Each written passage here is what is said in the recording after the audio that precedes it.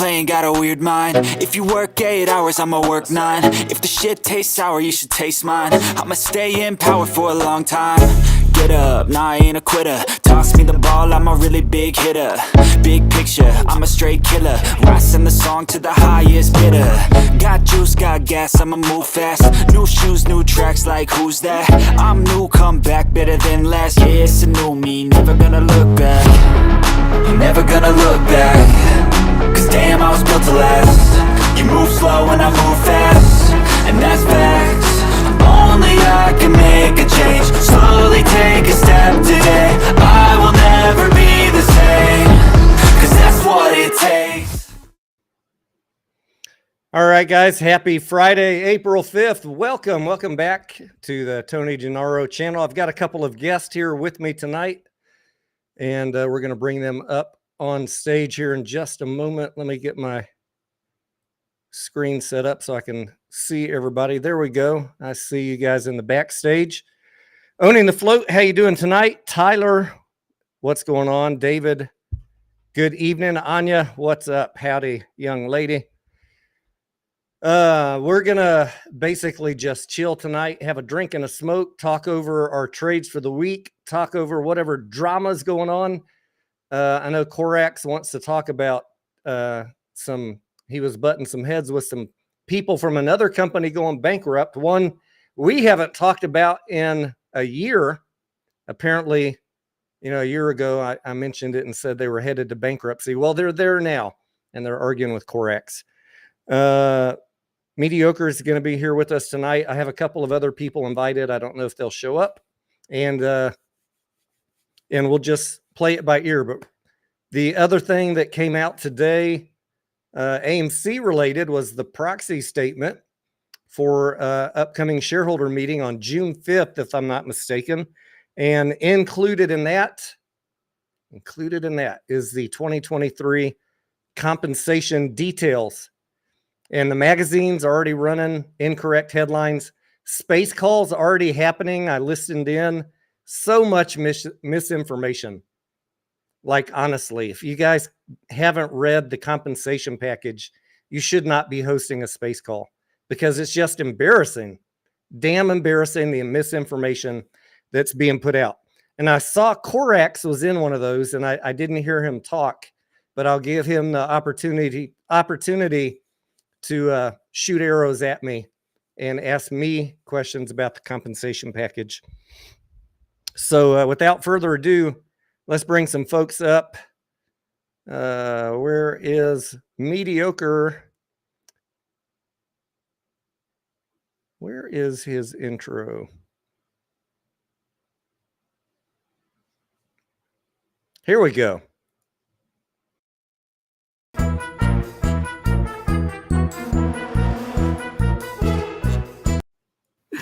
Mediocre, how you doing, friend? What's up, buddy? How are you? Did that? Oh yeah, there it is. I couldn't see it on my end on my studio page, but I see it up there on YouTube. How's your week been? It's been good. I did pretty good. I made some money as usual. Happy with that. All right, I want to hear about all those great plays you had. I'll share some of my plays too. Do you have any special folks in your chat you want to say hello to before we get started? I got Gus and Rich over there. What's up, buddy? How are you guys? Let's see who else is over here. What's up, Gus? Rich? I'm not sure who else is over there. Hold on, I'm trying to look over there real quick. Probably Pixie's over there. What's up, everybody?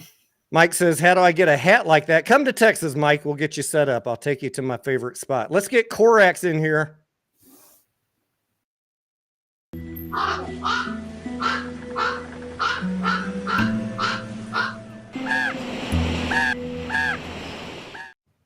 What's up, my friend? Gotta wonder if Halloween's coming early with that intro.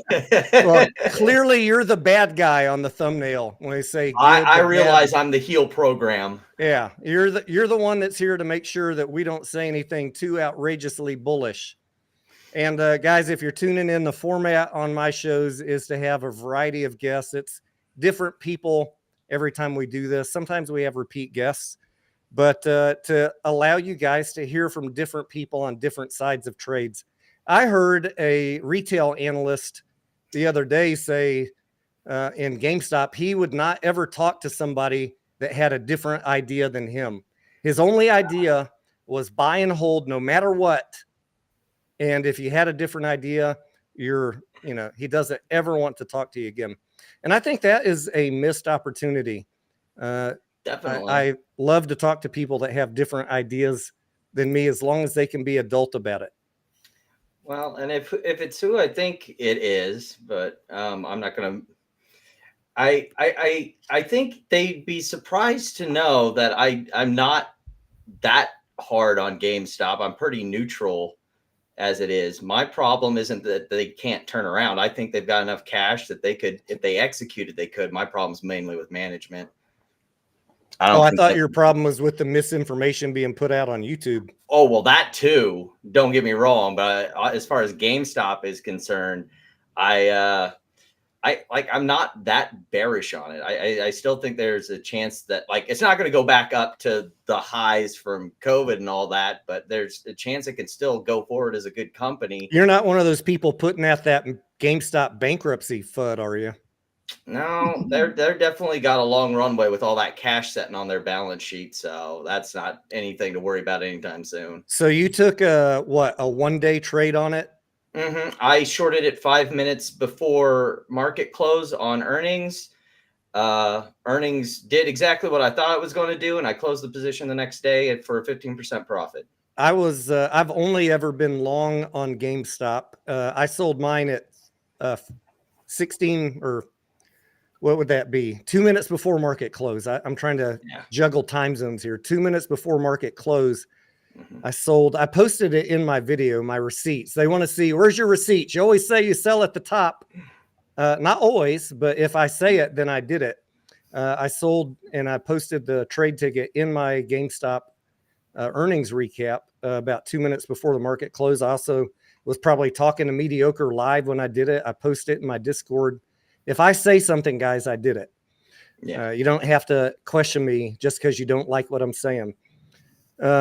So I locked in profits, and now I'm just waiting for it to come back down to a support line where I feel my risk is minimal to go long again.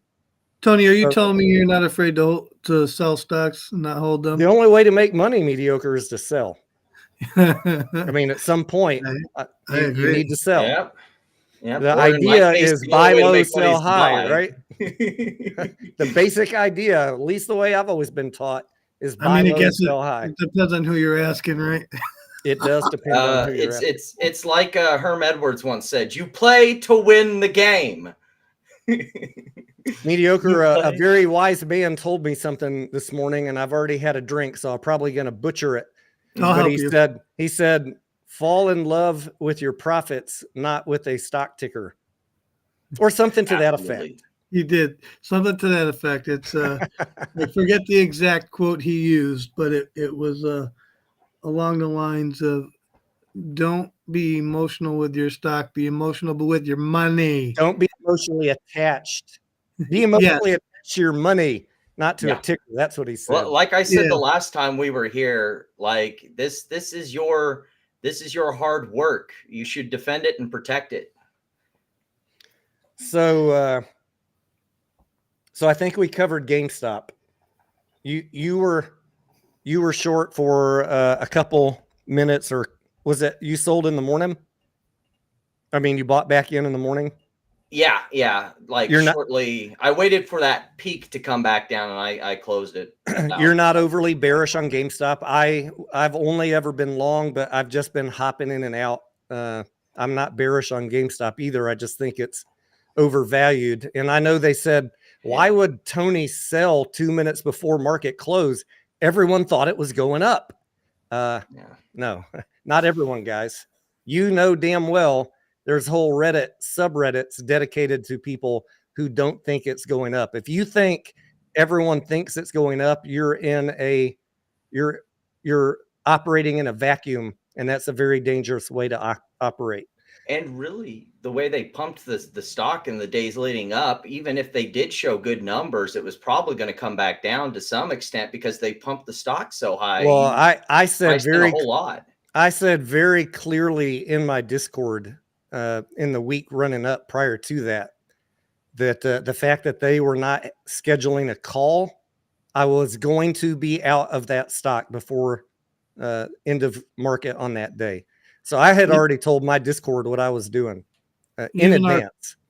Even our close friend Tony, who is a big GameStop guy, even he didn't like the fact that they weren't going to have a call. He's got a big position in GameStop, and he said, "Yeah, that's a bearish signal." That's why we love him, because he, even though he has a big position in the stock, he can still see reality. Yeah. Mm-hmm. And they did pull out a Q4 profit, so pat them on the back for that. But they still got a ways to go. Like I expected, they had an operational loss. And that's part. GameStop is still reconfiguring things, but also the fact that Q4 retail sales sucked. Real rate of growth for Q4 was 0.7%. That's abysmal. Yep. That's going to hurt everybody. And now we're entering a slower quarter, or several slower quarters. Mm-hmm. So I'm just going to play it by ear. If it gets down to a resistance line that I've been I'll put out weekly TA charts until I buy back in. If it gets down there, then, and I think my risk is minimal, I'll give it a shot with a tight stop loss. And if it doesn't get down there, if it just trades in a channel in that falling wedge, then we'll just wait. But I'm very good at waiting. Yeah. Very good. Yeah. Let's see. Let's tell us about Troika. Oh, wait. By the way, final thought on GameStop. Yesterday it was running up, and I was asking myself, why the hell is it running up? Because I've been saying to myself for weeks, there's no reason for this thing to run up. Mm-hmm. So I bought puts yesterday, midday, as it peaked around 1174, and they expired today, which is not normal for me. I don't normally buy short-term puts, but I think the devil was sitting on my shoulder, and he was like, "Yeah, do it." And for the Lord. Lo and behold, the COO gets fired overnight, and I made over 300% on that trade in less than 24 hours. I sold them soon after the market opened, as it was dipping below $11. It's crazy how that happened too, huh, Tony? When you it was partly my DD and partly some extra good luck. Yeah. All right, Troika. Troika is a media group. I have done I've done one video on it a year ago, where they were doing the whole misinformation. Hey guys, this stock's got 500% short interest. I think that's what was going on, and it was running up. You know how that happens, right? Yeah. And whenever I see that, I usually make a video about it, no matter the ticker. And other than that, I haven't thought about Troika in a year. But you told me that they're bothering you right now. Tell us what happened. Well, I had made a post on Twitter to just some other Twitter user that I follow, Ramen Soups, and apparently that came up as the topic of discussion. It was Troika, and I knew this was already going to be a juicy conversation. Was when it was TRKAQ. Yeah. And so they said they're doing the Bed Bath and Beyond shtick now. We're getting bought out. We're going to make so much money and everything. It's like, guys, it's a bankruptcy. You guys ain't getting shit. And lo and behold, I actually looked at the bankruptcy documents, and sure enough, like, I can pull them up on a screen share. The bankruptcy. Yeah, do it. Let's see it if you got it there. I feel like you're leading us down a story that sounds very towel-like. Oh, very much. I had a good friend who was in Troika, and I'm like, what the hell? This was a year ago. I'm like, dude, get out of that stock. What the frick are you doing?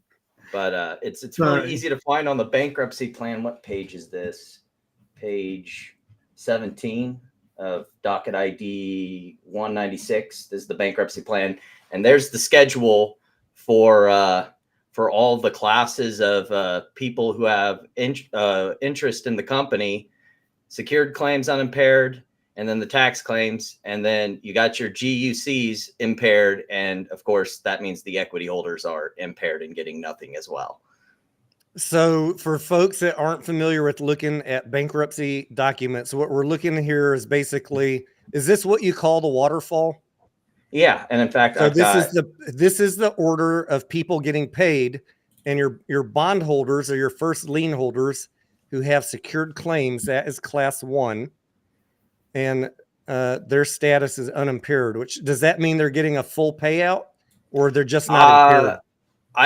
it doesn't specify on there, but All right. unimpaired, yeah, can be that you're not getting full, but you're getting some sort of reimbursement. Usually they'll say that it's partially impaired or partially unimpaired.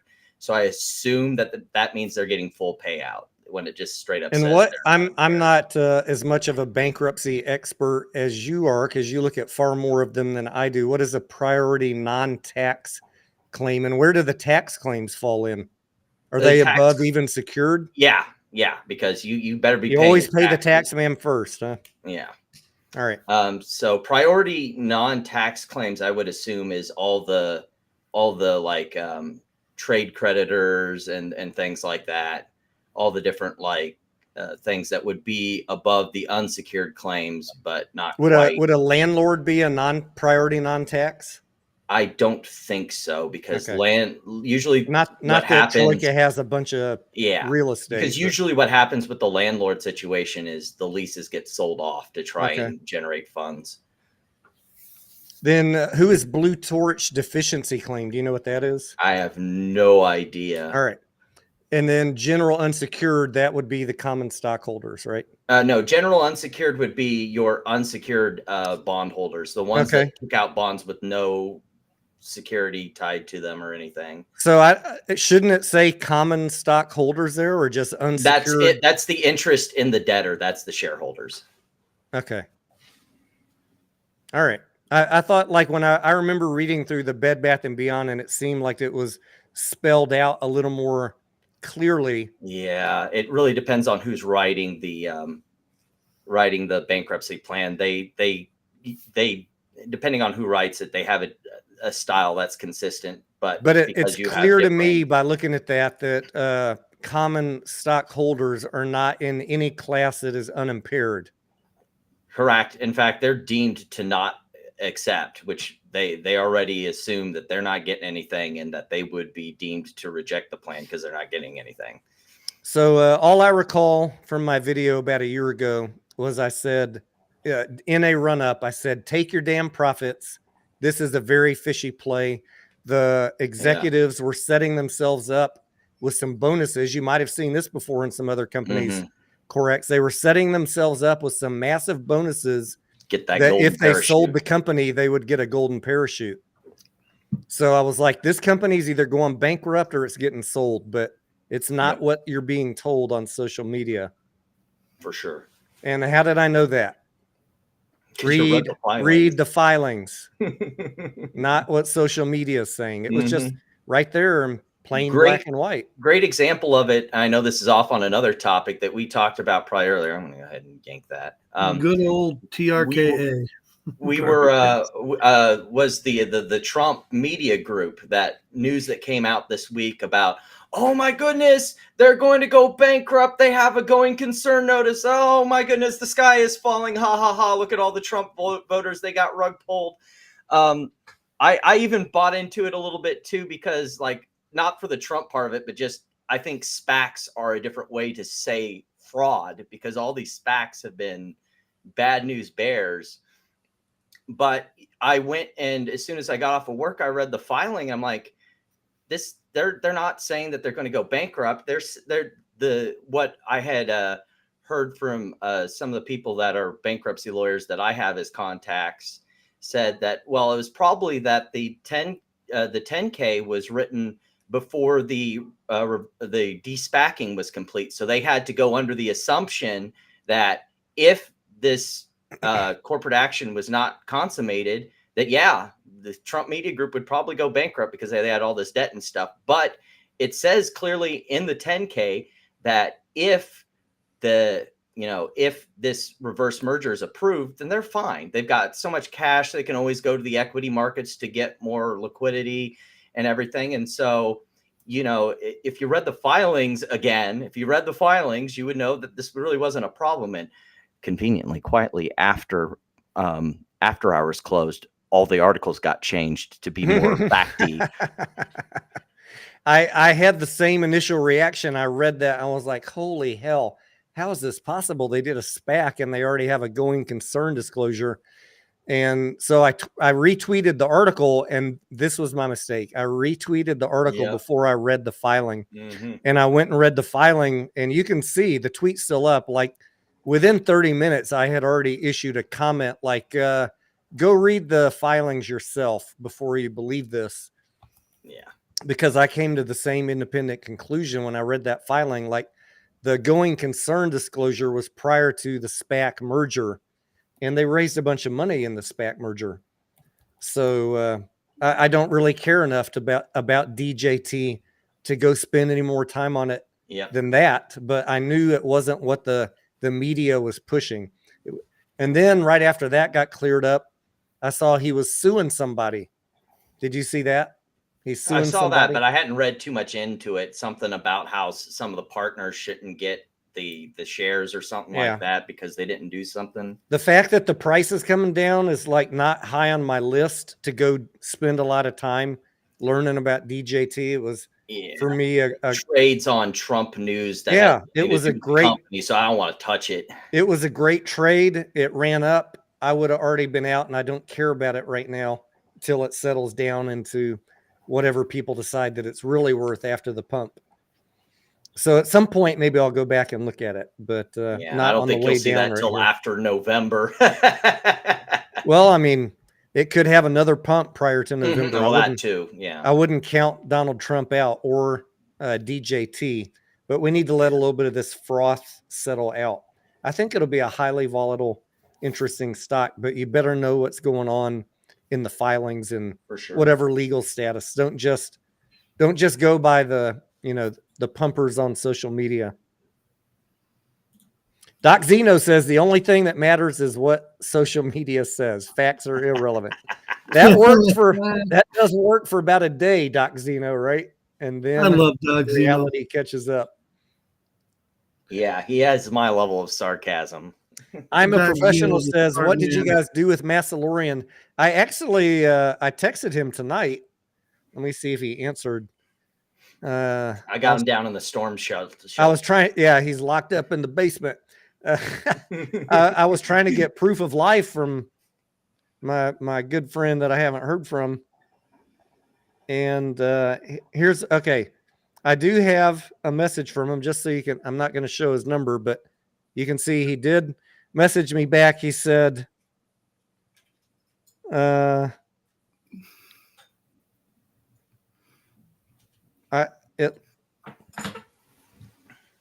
he's having some dispute with a software vendor. I don't know if it's his internet or Restream or what, but he says it'll be 24 hours. Uh-oh. So I'm assuming it's Restream. But Johnny, if you're watching, text me because you don't need Restream. I've got the pro package. I can just send you an invite on Twitter. You don't need to have a package. Yeah. So let me know. Let me know if you're watching Massalorian, and I'll reach out. Come hang out with us. DM you. We'd love to hear from you. People want to know that you're okay. Yeah, buddy. They think you got silenced. No, he's been traveling all over the world, guys, and now that he's back in the U.S., he's trying to get set up in his new location. Last time I talked to him, he hadn't even found a place to stay yet. So I'm curious, just like you are, to hear what is the latest with our friend. Yep. Mediocre. Tell us Yes, about. Did you have any good trades this week? Actually, there was a few good trades. I helped some people out. I looked at several trades. I got some good trades for, some family members, stuff like that. I'll talk about them. So while you're talking about those, I'm going to bring up a chart for Anya on GameStop. She's asking what's a good bottom feeder price to No consider. problem. Anya, look at GameStop here on the daily chart. This is the falling wedge, which goes back years. Very solid pattern. I drew the yellow line just copying from another YouTube channel. The retail analysts that cover GameStop. Clearly, this line that they said it would never go below has been invalidated. So we can probably just delete this because I'm not trying to embarrass anybody. Let's just delete it. Let's go with somebody who actually knows how to do DD. Come on, wedgies are acceptable. Let's go with someone here that actually knows how to do TA. We got a falling wedge Well, that ain't pattern. gonna be me, so I'll leave it to the experts. So YouTube. Mediocre is good. If I say something wrong, he can correct me. We're in a falling wedge, Anya. I'm looking for it to find some support on this bottom line. Now, the thing that we don't know is it could travel downward diagonal in the wedge for a long time, months, and never hit this support line, or it could just keep on dropping flat, and we could hit support at $9. Or Tony, it could hit that wedge, bounce back up, and stay in that, and still continue on down. Or it could hit this Yeah. and drop through it, right? It could be bad. Yeah. So if we hit this is where I start getting interested on you. Whenever we get close to this line is where I'm going to start doing more coverage for you guys on what I'm doing with GameStop. The other thing that could happen is it could shoot up. You can see there's a lot of touches on the upside as we go back in the wedge. And so it could shoot up, and that'd be great for GameStop holders. It'd be a great time to take profit if it's just shooting up on no news. But if there was news on GameStop, a strategic change in direction, and it goes through the resistance line up here, that might be a time to buy on some bullish momentum, because you could For have example, you could have a good breakout. a new revenue stream, right, Tony? Right, or an acquisition. Yeah. So we'd want news, and we'd want to see a breakout through this resistance line.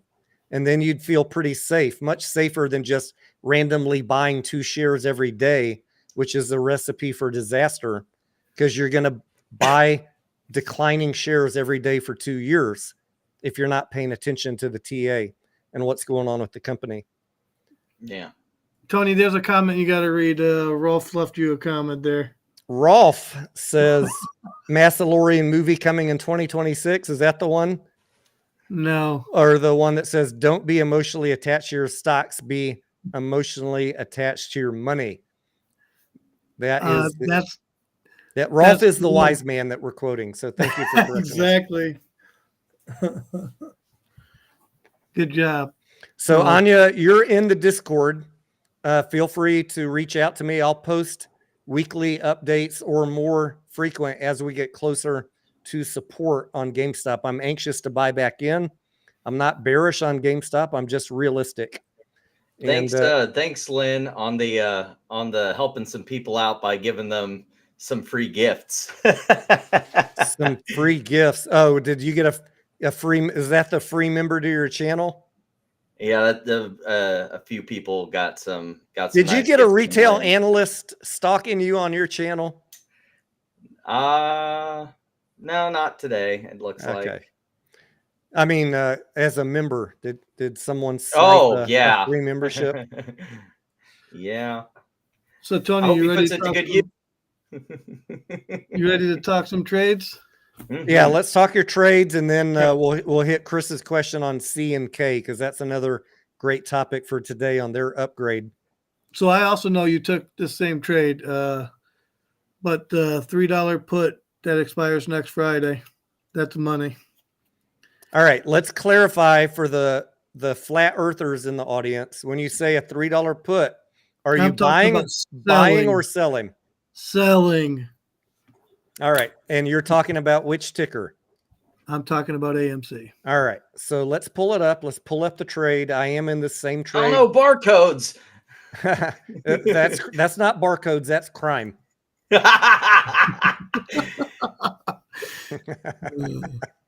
We're going to pull up what we're looking at on AMC and why we're selling the $3 calls. And this is not trading advice. We're just sharing with you guys what we're doing. So I have put out several videos about, come on, damn it. I put out several videos about my theory on the dilution, that there were some big sales from AMC on the 28th and on the 1st. And then even on the 2nd, we still had some downward momentum, but we've been flattened out here now for 2 days. And you guys know that I called a bottom on this stock at $2.93, which was the bottom for the week. So I'm not saying that next week we can't go lower, or the week after that we certainly could. Depends on the market, depends on AMC's motivation to sell.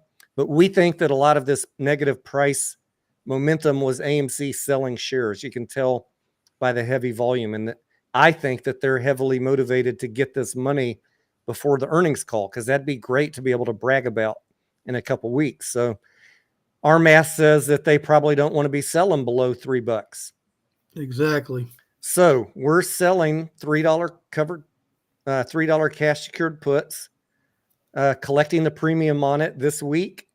If it drops below $3, we're going to be stuck buying AMC at $3, but we're okay with that, because we think even if it drops to $2.50, that once we get closer to Q3, as long as there's no dilution, and especially if they get the debt worked out, that we see a push back up.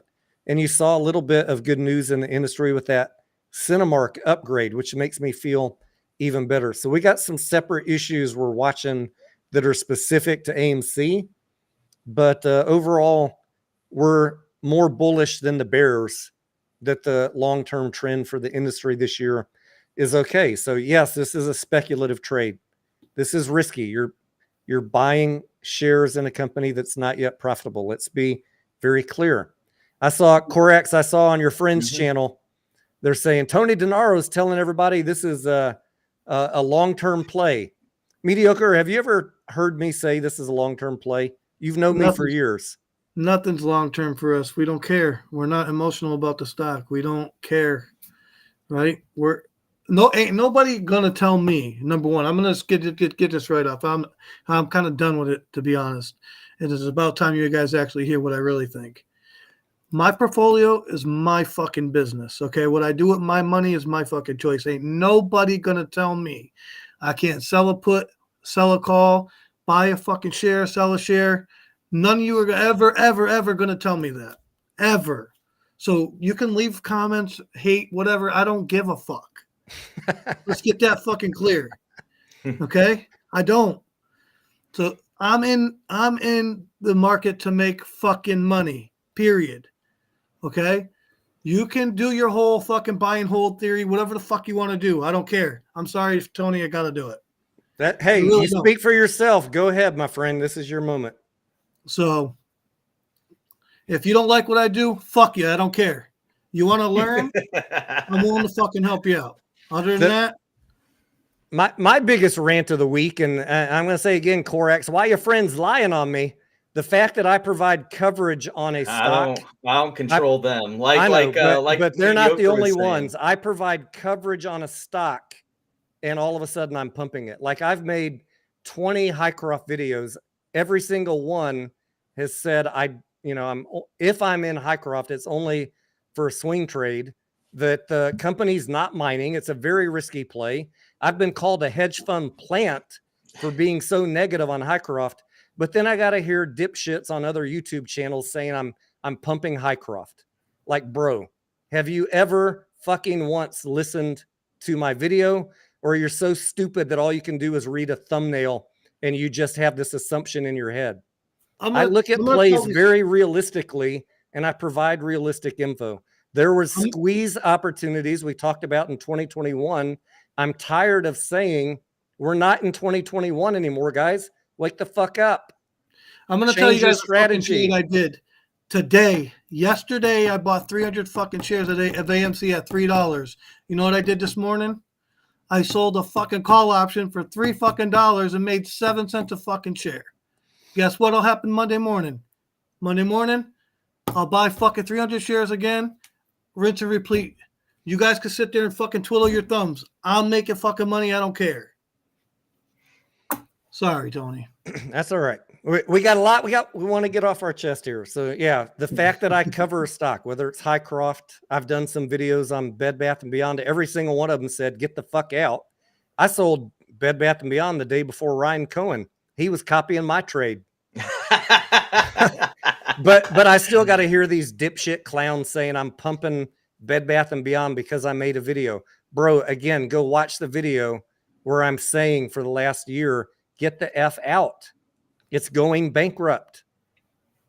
These fucking liars on YouTube make me sick. Both the people making videos and the fucking trolls that we got to watch, that clearly don't watch our content, but have this idea in their head about what we say. I'm going to need another fucking beer here soon. Listen, here's another play. I'll tell you guys. I trade with, well, I'll just say my dad's in my trading community, okay? My dad's very smart, but he's been on this play, and I'm going to talk about it because he's smart, but he uses a strategy that we all use, and he uses – there's many ways to skin this cat, okay? So anyway, I'll tell you the play he's in. He's in a CTRA. It's an oil-based company, whatever. So I'll quickly explain what he does. He'll buy 100 shares of that stock, and he'll sell a call option against it at a higher price. And as it gets close to going into the money, he'll buy another 100 shares of stock and sell a call option higher that because he's laddering his way up, making fucking money, people. He's not sitting here. You have got to be proactive or understand. If you're going to sit here and hold and cry because we're getting fucking diluted because AMC needs money, what do you want me to tell you? Read the fucking filings. It's there. Hate me if you want to. I don't care. You know what I want to bring up? Should I bring this up? Maybe I'll bring it up when we get into AMC, but I want to contribute to the statement of facts, Corex. Mm-hmm. I want to contribute to the Popcorn Project statement of facts. Oh boy. I got something that is factual that they might want to see. Give me a minute. I'm going to pull it up.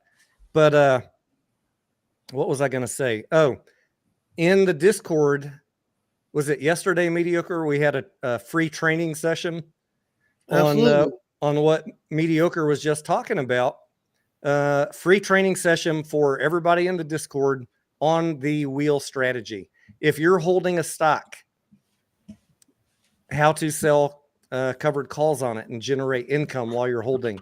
Or if you want to buy more stock, like I'd like to buy some more AMC if it drops to a certain price, I can sell cash secured puts, generate immediate income, and still get the stock at the price that I want if it falls to the point where I'm willing to buy it. And I talk to people every day, Tony, I'm just waiting for AMC to hit 250 and then I'm going to buy it. Well, then sell a cash secured put. You got the money, sell the put and make some money today. And if it drops to 250, you're going to be in. You're going to buy those shares. You got a bonus, and it reduced your cost basis on top of that. So I just want to say that training that we did, I will get that out to everybody in the YouTube audience, hopefully later this weekend, so you can see the type of stuff that we're doing. And if you're interested in learning how to take charge of your account instead of being a victim, if you're interested in learning how to think like a CEO or be around people who are actually reading the filings instead of creating theories about red cows and the eclipse, join the fucking channel and you get free access to the Discord.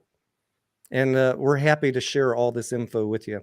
I'm not on YouTube as much because I'm just tired of dealing with clowns that want to, lie about our content or just troll in the comments.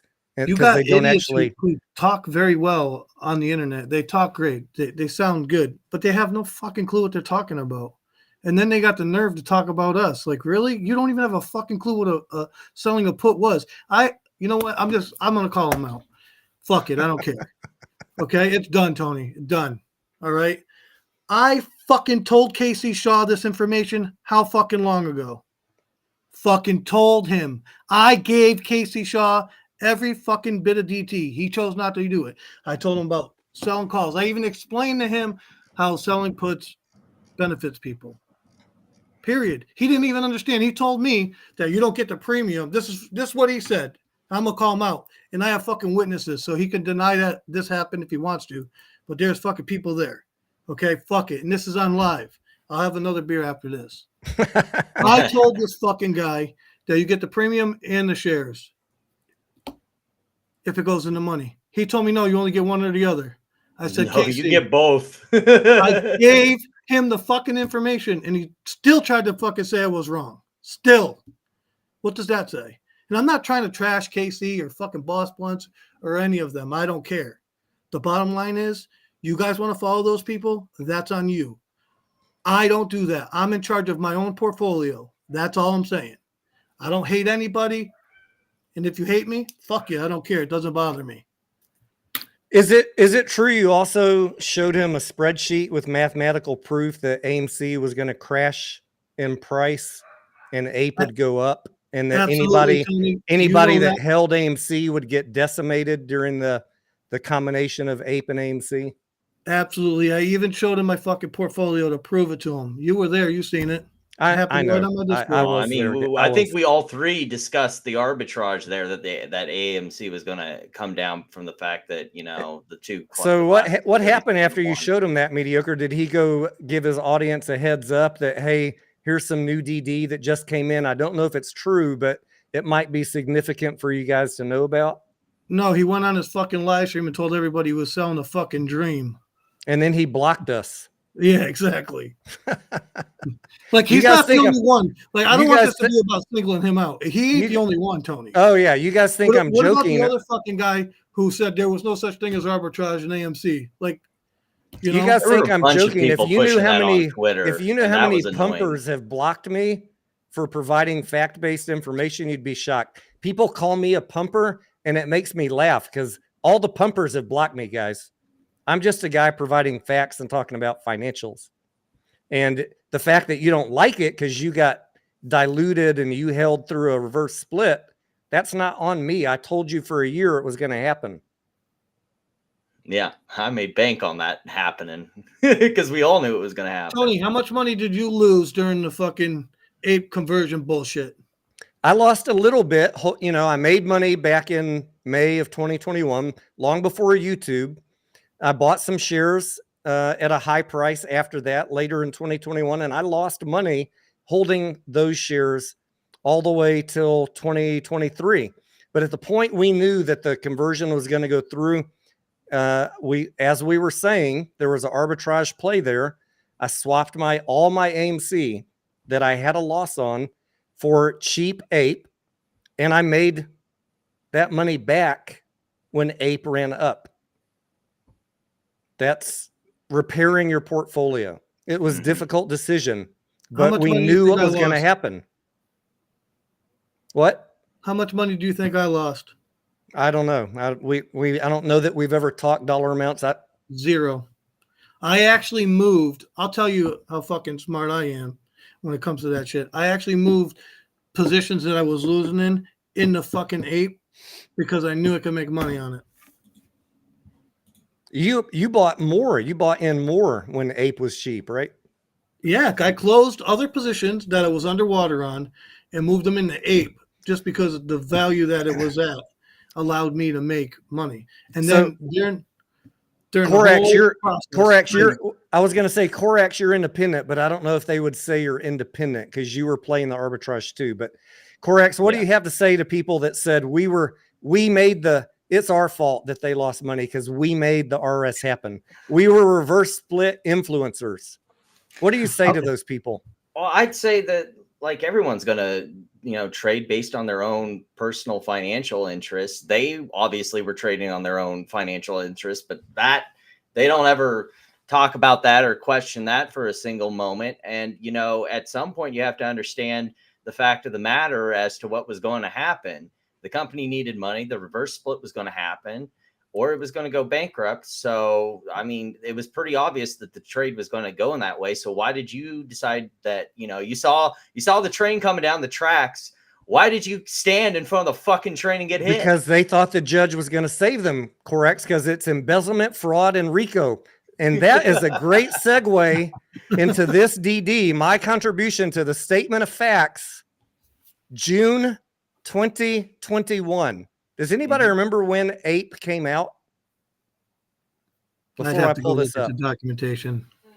It was what, like August 2022? Yeah, that's when they All right. dropped the Hang on, SEC hang on, filings. babe. My wife just got home, but hang on. I'm right in the middle of a rant here. I'm going to share this screen as my official Hold on, honey. Someone's wrong on the contribution. internet. Yeah. My official contribution to the statement of facts, June 2021, Is this for the popcorn gang, Tony? for the Yeah. Project Popcorn people. Where I Maybe back up. tried to make it I know you bigger had so highlighted. everybody can read it. This is from the risk factors in AMC's 10Q. There you go. Risk factors, which I tell you guys over and over and over to go read on any company. Nothing that has happened to you in any play in the last 3 years wasn't already disclosed. I guarantee you that. Am I lying, Corax? No, Everything not that's very. happened to everybody in every play pretty much has been disclosed. Absolutely. AMC said the risk of future dilution must be weighed against the risk of failing to increase our authorized shares. Remember, they couldn't issue any more shares. It says we may also issue securities convertible into or exchangeable for or that represent the right to receive shares of Class A common stock. What do you think that is, guys? It's what they did with the preferred. Yeah. That is APE. Absolutely. And somewhere in here, there's another risk factor that says they could issue preferred shares. So you think you're going to win against AMC in court on embezzlement, fraud, RICO, blah, blah, blah, When blah, they blah. straight up told you. You have a public filing disclosure filed with the SEC that was your duty to fucking read, and you didn't do it. Never mind You're not that. going to win in court. Never mind that securities fraud is exempted from the RICO statute by way of I know the that. SLRA. I'm just, I don't want to dump I on just them too figured much. since my whole thing is the legal stuff, that I just come in and you got the alley oop there and I'm just going to slam it into the bucket. So Tony, I just received a text message right here, okay? And it's from our friend Grandpa Barney, aka Adam Aaron, Adam Aaron, the electrical high line worker. the fucking linesman. Adam Aaron, the fucking linesman. He wants me Multi-talented. to let all of you know, okay? During that APE conversion and reverse split bullshit, he made all of his fucking money back. They don't believe him. I've seen the comments. They don't believe him. That's the other thing why I just don't entertain these clowns. Why don't you post? Why don't you? Because every time we say something, you say, well, I heard him say that, but I don't believe him. Then why are we even entertaining you? That's why we don't fucking talk to you. Because you're all clowns. You're conspiracy nut jobs. Even if someone tells you something on camera, on recording, you say you don't believe it. There's something wrong in your head. Listen, I mean, all right. Let me ask you a question. Let's talk terms. Clorox, you familiar with fucking terms in the stock market, like stock market terms? Depends. I bet he's heard one or two. Okay, let me ask you a question. Can you tell me what a synthetic price failure is, Clorox? Can you tell me? No. Wait, what was that? You asked him what? I asked him what a synthetic price failure is. Never heard of it. Oh, fuck me, dude. Don't get me fucking fired up. I had enough, bro. Done. Can you give us the definition, mediocre? I'm not familiar with the term. I'd have to go over to the Reddit community and go look up fucking Cold Steel Pop. He's got it over there on his fucking Reddit page.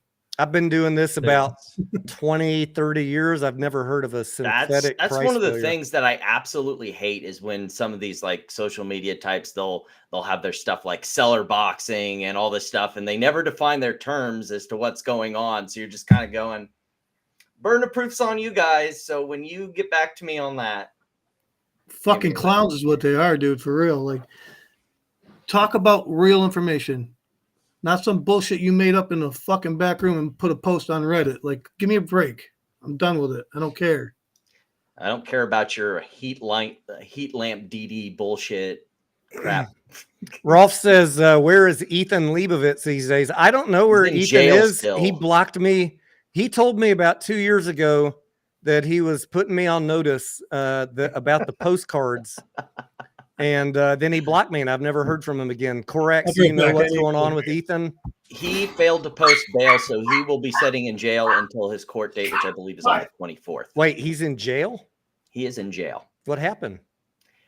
He got, well, there's a bit of a story. I went over part of it in a YouTube video on my channel, but apparently back in November, he threatened or otherwise harassed the district attorney for in our room, Bronx County there in New York. And then he got 3 charges. I think one was for the harassment, one was for doing it over the phone, and then there was a 3rd charge that I can't remember. And he was basically ROR'd. And if you don't know what that means, he was released on his own recognizance. And they put a restraining order on him not to communicate with the Queens. It wasn't Bronx. It was the Queens County DA, that he could no longer communicate with the Queens County DA directly. That's what his attorney is responsible for. And he, was about 2 weeks ago, he did it again anyway. And so 2 days later, the police came and picked him up, put him in jail until his arraignment. He pled not guilty. They put him on, the bond was set at 50,000 cash or 100,000 secured surety bond. He posted partially the cash bond, and since he couldn't do it in full, they are keeping him in jail. Wow. Well, I hate to hear that anybody's in jail, but I mean, you do got to follow the law. Yeah. Speaking of people that harass and threaten people, what's up with our friend the Texan? The Ethan was advising. Yeah. On a pending court case with Adam Aaron. Yeah. Last I knew about that one, he asked for his 3rd extension of time out to, I want to say it was either May or June. And Adam Aaron's lawyer filed in opposition. We still haven't heard back from the court on that. But he's been warned by the court because he put in his attached document the unfinished statement of facts. The court has warned him twice, and Adam Aaron's lawyers have warned him as well that these sorts of conspiratorial pleadings will not be heard, and he should not do that. Speaking of conspiratorial pleadings, do you have any updates on Donahue George? I heard he has a court case. I haven't been following him. I've been trying to get a hold of the the case number for that so I could look into it further. I had it at one point and cleared it off my pacer, and I haven't been able to find it again. I'm really interested to follow that case, and I'm hoping that we get one filed in federal court in Louisiana from our other friend. Tony. Yeah. Can we take Chris's comment right here? Like, Chris, do you want real information?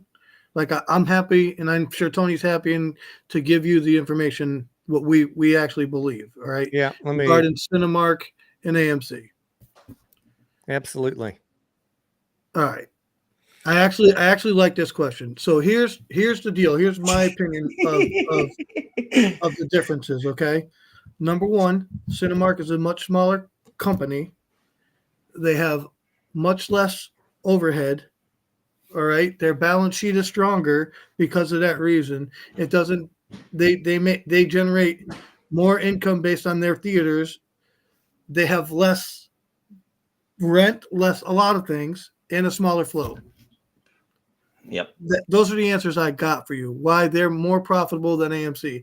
AMC is a massive company, the largest in the world as far as movie theater companies. That's all I got. Tony, what do you got for that? I have been, for people that have this very question for several quarters now been providing quarterly reports on IMAX and Cinemark, not because I'm long on those companies, but I think if you're in AMC, especially since this question comes up so much, why is IMAX doing good? Why is Cinemark doing good? You should know what's going on at the competitors. So once a quarter, I report on their earnings. Go watch the most recent video I did on both IMAX and Cinemark. They're excellent run companies. They're profitable. They have low debt. They're profitable at lower box office. And when we look at the price, $18 versus $3, that's not, you can't ever compare stocks on price. Here's the other thing. If you look in the chat right now, Sycamore Style just made a perfect comment. Somebody who pays attention to what's going on.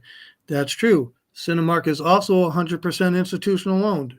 Go read the information. And there's a reason why they're institutionally owned, because it is a profitable company. Institutions don't want any part of AMC right now because it's high risk. People are, oh, well, it's institutionally owned. No wonder their price is being pushed up. It's the other way around, guys. The price is high and the company is profitable. Therefore, institutions are willing to invest in it. You're messing up the correlation. Your whole thinking has been twisted by 3 years of people giving you bullshit information. Institutions don't invest in non-profitable companies. It's the same way with short selling for me. It's not that I'm trying to help, drag the company down, destroy it, blah, blah, blah. It's the company's already doing that job for me. I'm just trying to profit from it. Exactly. It's about the value what the stock is worth. You will see Vanguard and BlackRock invested in AMC because they're holding ETF index tracking funds that AMC is a part of. They're obligated to hold it. You see other more nimble trading institutions that might see some value like we do in a speculative trade on AMC to pick it up cheap and hope that the bull thesis works out. So there's going to be some institutions holding AMC, but not a massive amount of the percentage of holdings like Cinemark until AMC fixes their balance sheet. So there will be a time when, as long as AMC fixes its problems and the box office improves, there'll be a time that institutions start taking bigger chunks of AMC. That's actually part of the bull thesis of being a speculative investor. You want to be in when it's cheap before the institutions start snapping it up and driving the price up. But you must recognize the risk of being in this early. Yeah, I have a play exactly like that right now I haven't gotten in very deep because I'm still waiting to see what their Q1 results are and see if they still keep on this profitability trend. But I just hopped into Kirkland, KIRK, because they posted a profitable fourth quarter. And if they can get this year be profitable, well, last time they had a full profitable quarter, they were back around $7, $8, $9 range. And right now they're trading at $2.30. That I think is a good, if they deliver on continuing to improve. The other thing that I wanted to say, because I said you can't look at the price when you're comparing Cinemark to AMC, and I see someone in the comments said here you should compare market caps, and that is a valid statement, because when there's different size floats, you could have comparable market caps but a very different price. Do you understand what I'm saying? If Cinemark has 5 times less the float than AMC, you could have a price that's 5 times higher in the same market cap. So don't ever look at the price. That is a beginner's mistake, and I hope to teach you guys to think about that. Maybe rewind, ask me a question later. I could do a video on it either, but market cap is a good place to start. Mm-hmm. And if you want to get extra advanced, learned about enterprise value, it's a real useful tool for including the balance sheet in your calculations. And if you're comparing profitable companies, you could look at the PE ratio. It's not as effective when you're looking at a non-profitable company like AMC, because there's not really a price to earnings ratio. But if you want to learn more about PE ratios, I just did a video on that. It's funny, like all the educational content I put out is the least viewed. The value blue chip profitable companies that I cover, least viewed. Babe, can you bring me a beer? Tony, pull up Antrick's comment as well, Can you bring me a beer? because I got something to say to this as well. Pull up Antrick's comment right here. Antrick, okay. That was Cineworld, right? That went bankrupt, Right. not Cinemark. Cineworld. Well, regardless, though, here's the point I want to make to this gentleman who I don't know, but I'm going to be as nice as possible. The market is forever fucking changing, people.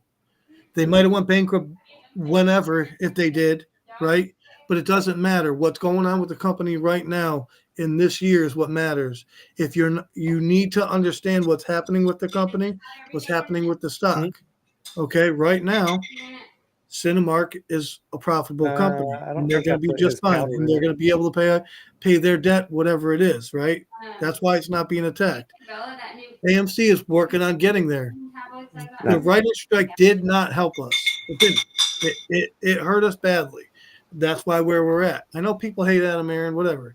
I met Adam Aaron in person. Okay, it is what it is. I understand his job. I just let him do his job. I don't care what he has to say. Put the information in the filings, and I'll figure it out from there. That's what matters to me, right? As long as the information is flowing between the company to its shareholders, I'm good. I can make my own educated decisions, and that's what I try to do. I'd agree with that, Lynn. What did Lynn say? Think of the market as nature. Short sellers aren't apex predators like cheetahs or crocodiles. Shorts are opportunistic like hyenas or turkey vultures. I don't even short. The company's already weak. Even apex predators do the same thing. They don't go after the gazelle that can run the fastest. They go pick off the fucking. That's why in my videos, when I'm covering a new company, I have my little dashboard that I show you guys. And if the short interest is high, I flag that as a red item. Like, you should go freaking understand why the company you're about to invest in has high short interest. Because a lot of people will tell you, oh, you got to buy it. This is a for sure short squeeze. And maybe it is a short squeeze. But if you get stuck, you better understand why it's being shorted. What is drawing those predators to that play? High short interest should be a red flag, and only when you fully understand what is going on in the financial statements do you then willingly step up to the plate and say, despite all that, I want to enter for a short squeeze. I know I have a reasonable amount of my portfolio put in. I didn't mortgage my house, sell my 401k. I'm not loading the bank. Limit your risk if you're going to go in that play, and have an exit plan if it doesn't work out. Because if it doesn't work out, you're going to get obliterated. So here's another example, Tony. There was a comment way earlier in the live stream. Somebody asked if you'd pull up Vortex data and tell us what the short interest of AMC is. The reason I don't even look at it right now. It's not over 20%. I don't care. Exactly. And not only that, we're actively diluting. So you don't have an appropriate share count to begin with. So, and the short interest is about to drop whenever they do update the share count. I don't care about if you're listening to someone that's talking to you every morning, hey guys, let's look at the short volume and here's the short interest. All they're doing is filling airtime, and they're keeping you entertained. They're not giving you any useful information. And short volume is always misused. Like, absolutely, when you have market makers who they sell short to get those shares, to keep the liquidity, to keep things floating so that UI and everyone else can buy shares. They probably close that trade more than likely within 2 days under the T2 anyway. And that's 40% of most short volume, or if not more, depending on how fast it's trading. And so you get a situation where people just misinterpret the data because they're not reading it properly. I've posted the freaking link explaining what short volume is so many times. I've had guests on that did a 1-hour talk on it. And no matter how much factual information you try and provide people, they say, oh, well, that information was provided by FINRA, therefore I don't believe it. Okay. Well, then good luck. Yeah. Good luck to you. How's it worked out for the last 3 years? How did it work out believing Ham about the short volume on GTII, Finger, and ZJYL? He's fucking lying to you. Yeah. He's misinterpreting data, whether out of ignorance or to take your money. I don't know.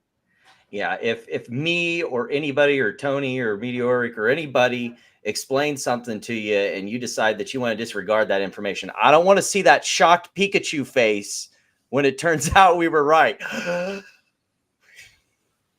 It blows my fucking mind. Dude. I never look, and I saw the GME people doing it now. Oh, guys, look at this.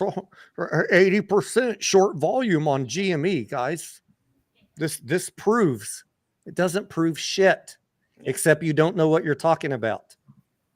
You know how many plays I've watched while you're stuck focusing on GameStop for the last 3 years? You know how many dozens and dozens and dozens of tickers I've watched pumpers talk about short volume and watch them ride it all the way to bankruptcy? Doesn't mean shit. It's irrelevant. I'll be blunt and honest with all of you. I don't give a shit about my YouTube channel or YouTube money or any of that shit. Don't follow me. I don't care. Tony, you know me. Do I give a shit? I do on the spare time. If I end up making money, that would be awesome and cool. But I don't care. I'm just here to have fun and I don't give about a shit stuff that I'm interested in. And let's be clear, we're talking short volume, daily short volume. That is a different metric than short interest. I am interested in short interest. If it's over 20%, I start getting interested. Another metric that is horribly misused: days to cover. Oh gosh. Days to cover is a theoretical if all the shorts closed at one time, assuming average volume for the day, which are two very big if. First of all, you got to know the data provider that you're looking at. How many days are they counting for the volume? Yep. Like Fintel or Chart Exchange. If you read down into the notes, they'll say our days to cover measures volume over the last 5 days, for example. Yeah. So they're dividing the short interest by the volume over the last 5 days. But if the volume was really low, the days to cover is going to be high. I don't understand why the days to cover drop from 21 days to 5 days. Is this manipulation? Anyways, let me know down in the comments. You guys might know who I'm talking about. Yeah, and of course, if you guys pump the stock, it's going to increase the volume and the volume changed, so days to cover change. It's just basic math. Well, that's the other thing, Tony. People don't even understand the volume, for God's sakes. And I'm not picking on people. Believe me, I want them to understand. I know. God, just Antric says Cinemark already went bankrupt. Let's not forget that. Cinemark, guys, has never gone bankrupt. Cineworld, which was Regal. Cinemark has always done just fine. You got to memorize this stuff. Make some flashcards. We're 3 years into the AMC play. You should know the competitors. Alamo Drafthouse went bankrupt. I think the only ones that didn't were AMC, Marcus, and Cinemark. Pretty much everybody else filed bankruptcy. Yeah. And only so by the reason I wanted to pull up his comment is because I want people to understand that the market is forever changing. They may have went bankrupt at one time. They obviously didn't, but I'm just saying, even if they did, okay, it does not matter. They're not going bankrupt now. The market changes. You got to pay attention to what's going on. Yeah. Yeah. And like, that's the whole point of bankruptcy. Bankruptcy is, yeah, sure, you may have some of these companies decide to close up, but bankruptcy is meant as a tool to give a company a new start. So say even if Cineworld went bankrupt, the whole objective of bankruptcy is to clear out the debt, give as equitable as a reimbursement as can be possibly given so the company can go forward and not constantly be with the burden of this thing, so it can go on and deliver value to its new shareholders. It can go on as a proper company, pay its employees, and continue to be a productive member of society as a working company. What's up? It's the same way as if you or I went bankrupt. I see Diaz in the house, long time amigo. Magnetic resonance. What's going on? I want to ask you guys a question. I wanted to just throw this out there because I see it a lot Mhm. still, and I just want to give everybody a chance to answer this question again. Corex, do you think AMC has an impending bankruptcy risk? Let's At this say moment, let's say in the next 3 months, because people are convinced that they're about to go bankrupt. In the next 3 months, in the next 12 months, in the next 2 years, give us your answer. next 3 months, no. What was the next time period? Next 12 months. It real like once you get to that 12 months and 2 years, I tend to lean no, but I'm kind of in that in between on the 12 months, 2 years. I mean, you get out that far. I mean, anything's pretty much possible with most companies. All right. Mediocre, what do you say? I say the box office is coming back strong, right? As long as the box office is strong and we don't get no crazy shutdowns or something that affects AMC, bringing in its clients, I don't think we have an issue. As long as the box office comes back, because I think with this dilution we're going through right now, he has the money to get us to the end of the year when the box office comes back. I think the lenders said, look, we want money. We want our interest payments for the next 2 years, guaranteed. And then we'll kick the can down the road. That's my personal opinion of what's going to happen. But it's not fact. I don't know. I'm speculating. Yeah. Hey, guys, if it's not clear, this is just a whole lot of entertainment. What does PP say? This is just opinion. We're not professionals.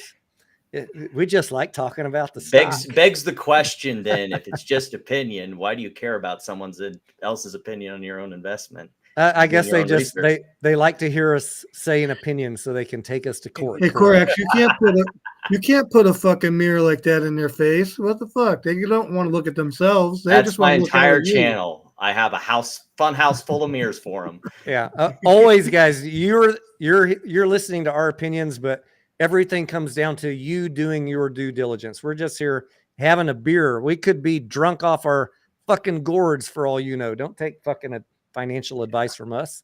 I am consuming alcohol right now, as you can tell. I'm pretty fired up. But my opinion, much like mediocre, is look, as long as the lenders are willing to restructure the debt, which they have done under far worse circumstances over the last 3 years. So I see no reason why they would not do a restructuring going forward.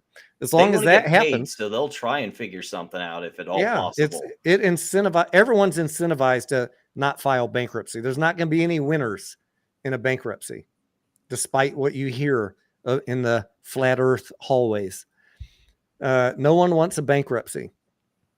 So I think the short-term risk of bankruptcy, look, there's always risk when you're not profitable, but the company has 880 million. They're going to blow 250 in Q1. They're raising the 250 back. Short-term risk to me, as long as they get the debt restructured, which is not even due till 2026. I'll re-say it. As long as the lenders are willing to restructure the debt, the short-term risk of bankruptcy to me right now seems almost nil. In 1 year, in 2 years, I will say, depends on the box office when we get there. So my spreadsheet tells me that AMC will be break even, no more cash burn, at around 10.1 billion domestic box office. So in 2025, if we're over that number, then at least the bleeding stops. They're in the same category as a GameStop. They're not losing money anymore. But then you got another problem. You still got to deal with that debt. So then you hope the box office grows. But first problem is stop the bleeding. Tony, you got to pull up Dana's comment. If the box office is significantly above 10.1, then you start generating some extra cash to start knocking out that debt. And it's going to be a long, hard fight. But for me right now, the risk is very low, despite what the naysayers and the little cacklers on their space calls that don't even understand the compensation package. They're not paying attention to this stock. They just want it to fail. I don't I don't listen to that nonsense. What Dana's comment, Dana, mediocre. Do you think the eclipse will affect the movies? This is a hot topic right now, apparently. There's a lot of YouTubers saying the eclipse is going to affect the short squeeze and everybody's going to be a millionaire. Ooh, Tony. Ooh. It's the catalyst you didn't know you need. Oh, man. I don't know. I'm on one tonight, Tony.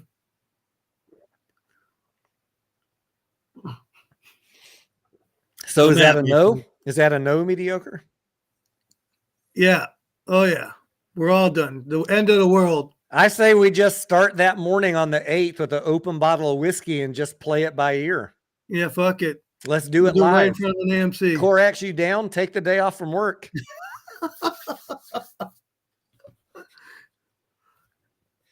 Is it going to stop trading on the market? We can't hear you, Corax. Oh yeah, I muted myself so you wouldn't hear them.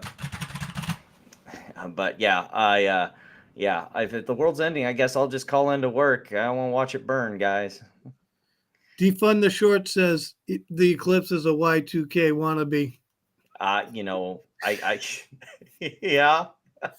Listen, you guys, Tony put out a freaking awesome video the other day. I got to tell you guys, it's a great video. You guys got to go watch his video on the flat earther thing and pause it on his files. And I can bring the file up. Bring it up. My directory. Did you watch that video, Corax? No, I haven't. My dilution update from the flat earth group. Oh boy. Because we got called flat earthers for sharing some DD with the community. A spreadsheet that we worked together that basically doesn't prove it, but it gives you a picture that we can sell all the shares right before earnings and he can have it done. I can't really increase I don't want to increase the font size, but I'll put it up here on the screen so you can see the file names. Can y'all read that? Nope. I can't now. Oh, well, shit. Go watch the video. The font size is like 10 times bigger. Yeah. This was a humor bit that I did for you guys, and nobody's fucking getting the joke. Yeah. Because my favorite file here of Corax is private equity, the plan to bankrupt brick and mortar. We got private equity. We got Adam Aaron ballerina photos. What else we got on here? The Pflugerville water test results. We got Y2K was on there, which is why I brought it up again, because somebody talks about Y2K. There's a couple funny ones. There's something for everybody. So go check that out. So Tony, you've been trading any marijuana stocks? Any of these? I have not. So I get asked about those a lot, and I spent the better part of last weekend going through a lot of the financial statements, even talking with a CPA to make sure I wasn't crazy. And I couldn't find a single one that I liked. But I also can't ignore that the momentum and the news is driving these stocks up. So what I said on my live stream the other day, I'm not going to make a video pushing marijuana stocks, because you don't need me to tell you the momentum's been there. And I'm not going to pump stocks that are a wreck financially. So if you want to play the momentum, you got my blessing to play the momentum. We know there's Germany news. Someone pointed out to me later that there's also potential news of Canada reducing the taxes, which this is all good stuff. Maybe they'll have a second run, but tell me what you've been doing. I haven't been playing them. I wasn't earlier until I heard from a friend of mine that he had a position in Aurora Cannabis, and it took off. I think it was like Tuesday or Wednesday. It went up 40 some odd %, and then went up another like 10. And I looked at that, and I did some research on a bunch of them, trying to find, if any of these were good, and they all are just money burners. Yep. They just they're all bad. So I found a fistful of them on this rally because the theory going through my head is, yeah, sure, it's good news that Germany legalized marijuana, but all these companies are in Canada. What impact does Germany have Because on any of some these of them players? have medicinal operations in Germany, Okay, but they okay. don't have, they're not in recreational yet. Clorox, I think the bulk of the run was because our vice president said that her and the Democrats were going to try to make weed federally legal. Well, they've I been saying don't. that for the past 4 years. Here's what I'll tell you Exactly. guys from 3 years of studying, I don't know, 100 short squeeze plays or just retail FOMO plays. And I don't know that that's what's going to happen with ACB or any of these, but they all have a very typical pattern where they have a massive run up. That's when you want to be in. And then they have a pullback, and what I call a mini bump, a second little attempt, and then they just evaporate.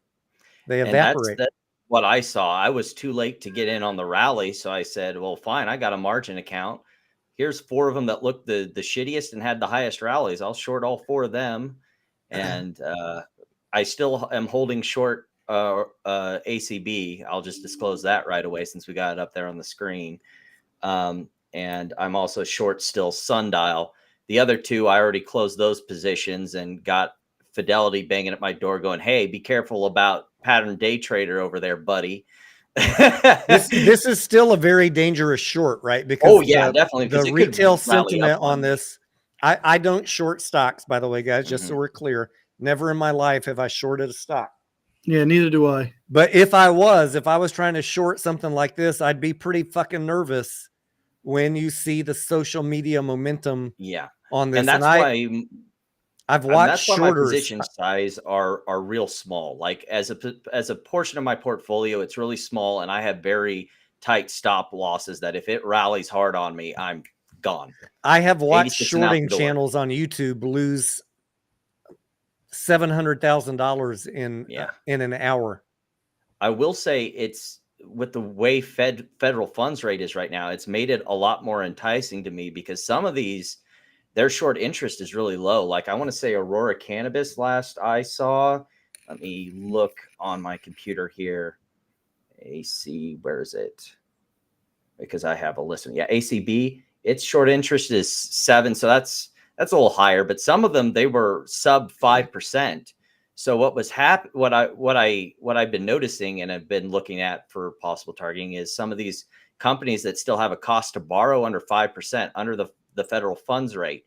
So when you get the cash back from the short position, it sits there in your brokerage account and it's treated like normal cash in your brokerage account, which means that you can it's money marketed. So your broker will take that money and go and try and get you yield with that.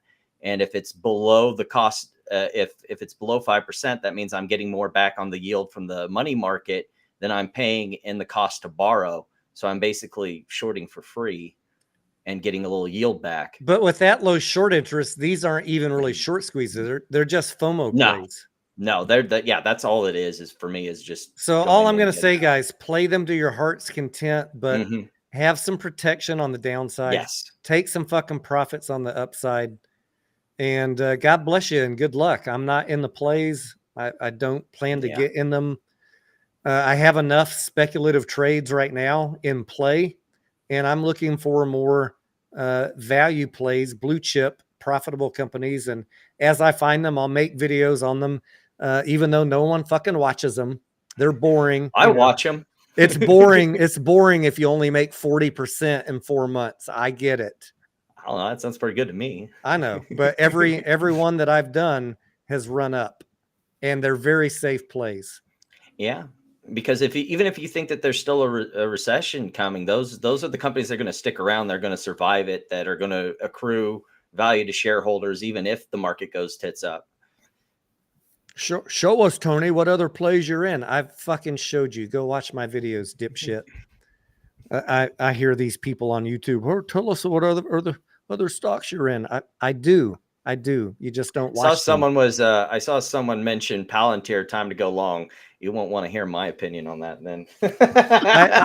I haven't looked at Palantir recently, but it's Palantir often, is a good company. It's just yeah. people have pumped it up to an insane valuation, Hey, way let's pull up beyond the chart value. because I have some TA on Palantir, and Actually, Okay. I like Palantir, but I haven't looked at the stock price in a while. But I it's haven't something either. that I Let's wanted pull it to up see and At see about, I where. want to say just at the top side of the 22 handle. Yep, 2296. This is, I have my line where I'd like to buy Palantir, and it's way down here. Yep. I'm expecting it to retrace back to where it was before Oh, earnings, wait. down at 16. So I need to redo my fib. Yeah. 'cause it's So I moved. probably owe you guys a Palantir video because this is out of date. I need to draw it all the way up to here. We'll do that this weekend. I am curious. I like Palantir. I've covered it, but it's always been too high for me to jump back in. Yeah. Aren't they a data company for the military or something like that? They do AI data collection and that's what I correlation and thought. all that stuff. It's been a great trade if you're in it. I wasn't in it down here. I can't remember now. It's been so long if I was in Palantir for a while or not, but I haven't been in it anytime recently. I've not been in it for this run up, and I was waiting for a pullback to at least like $14, and it never happened. So great for everybody that's in it. I Did love that it. second big leg up there is when I got into my short position that I've already closed. Every time it got up there to 24 and 25, I was adding to the position, and then it finally just collapsed, and I closed it for a nice little tidy profit. But my problem with it is just the multiples. It's way, way outside of bounds. It's trading at a price to sales of like 20.